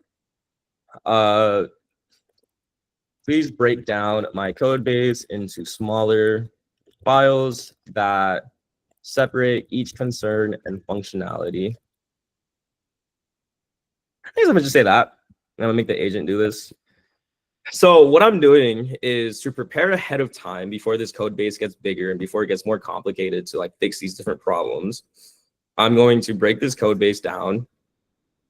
Well, I'm going to have the AI system break this code base down for me into different files so we can have a nice separation of concerns going. So that, again, we need to make sure that the quality of context and information we give AI systems when we're working with them is very specific and very dense and very hyper-focused. So by separating the concerns of our code base into different folders and files, when things break or we want to do updates, we could focus the updates in these different parts of the code base. And this is one of the most important parts that just makes vibe coding very easy to work with, especially as you start scaling like actual products that get bigger and bigger and bigger and bigger. If everything's in one file, you're gonna screw yourself. But it's fine because our AI system can separate everything for us. And then when you get into this nice like separation of concerns, then I would update this. Now is around the time I would update the Docker to rules file and explain where everything go and tell the AI system that if we're making new functions, make sure they go in the right folder or make sure we have, what's the word? What's the word I'm looking for? Yeah, just make sure everything is in the proper sections when you're updating code. And it just makes it easier for you and future AI systems to do these updates without vibe coding security concerns or giving yourself tech debt that are the common misconceptions that people talk about on Twitter when it comes to vibe coding. So kind of just letting him do his thing. There's one other thing I'm gonna do is make a .env example. Delete this and save that. I'm just making a .env example. So if people wanna, so I'm gonna like give this code base to you guys. If you wanted to play with it yourself and like use more IPs or make stuff with it, all you have to do is put in your own Gemini API key and install this yourself. And then you could play with this exact code base or even build on top of it if you want to make your own thing. So kind of with that being said, he's just going through the system and working the whole thing and separating the concerns for us. And once that's done, I would test it, make sure it works, and then working on it from there on forth and making this a more advanced product becomes a lot easier and more efficient. Anyways, with that said, that's basically the workshop. If you guys have any questions, please feel free to let me know, or if you like any questions at all. But I hope that was useful and made sense.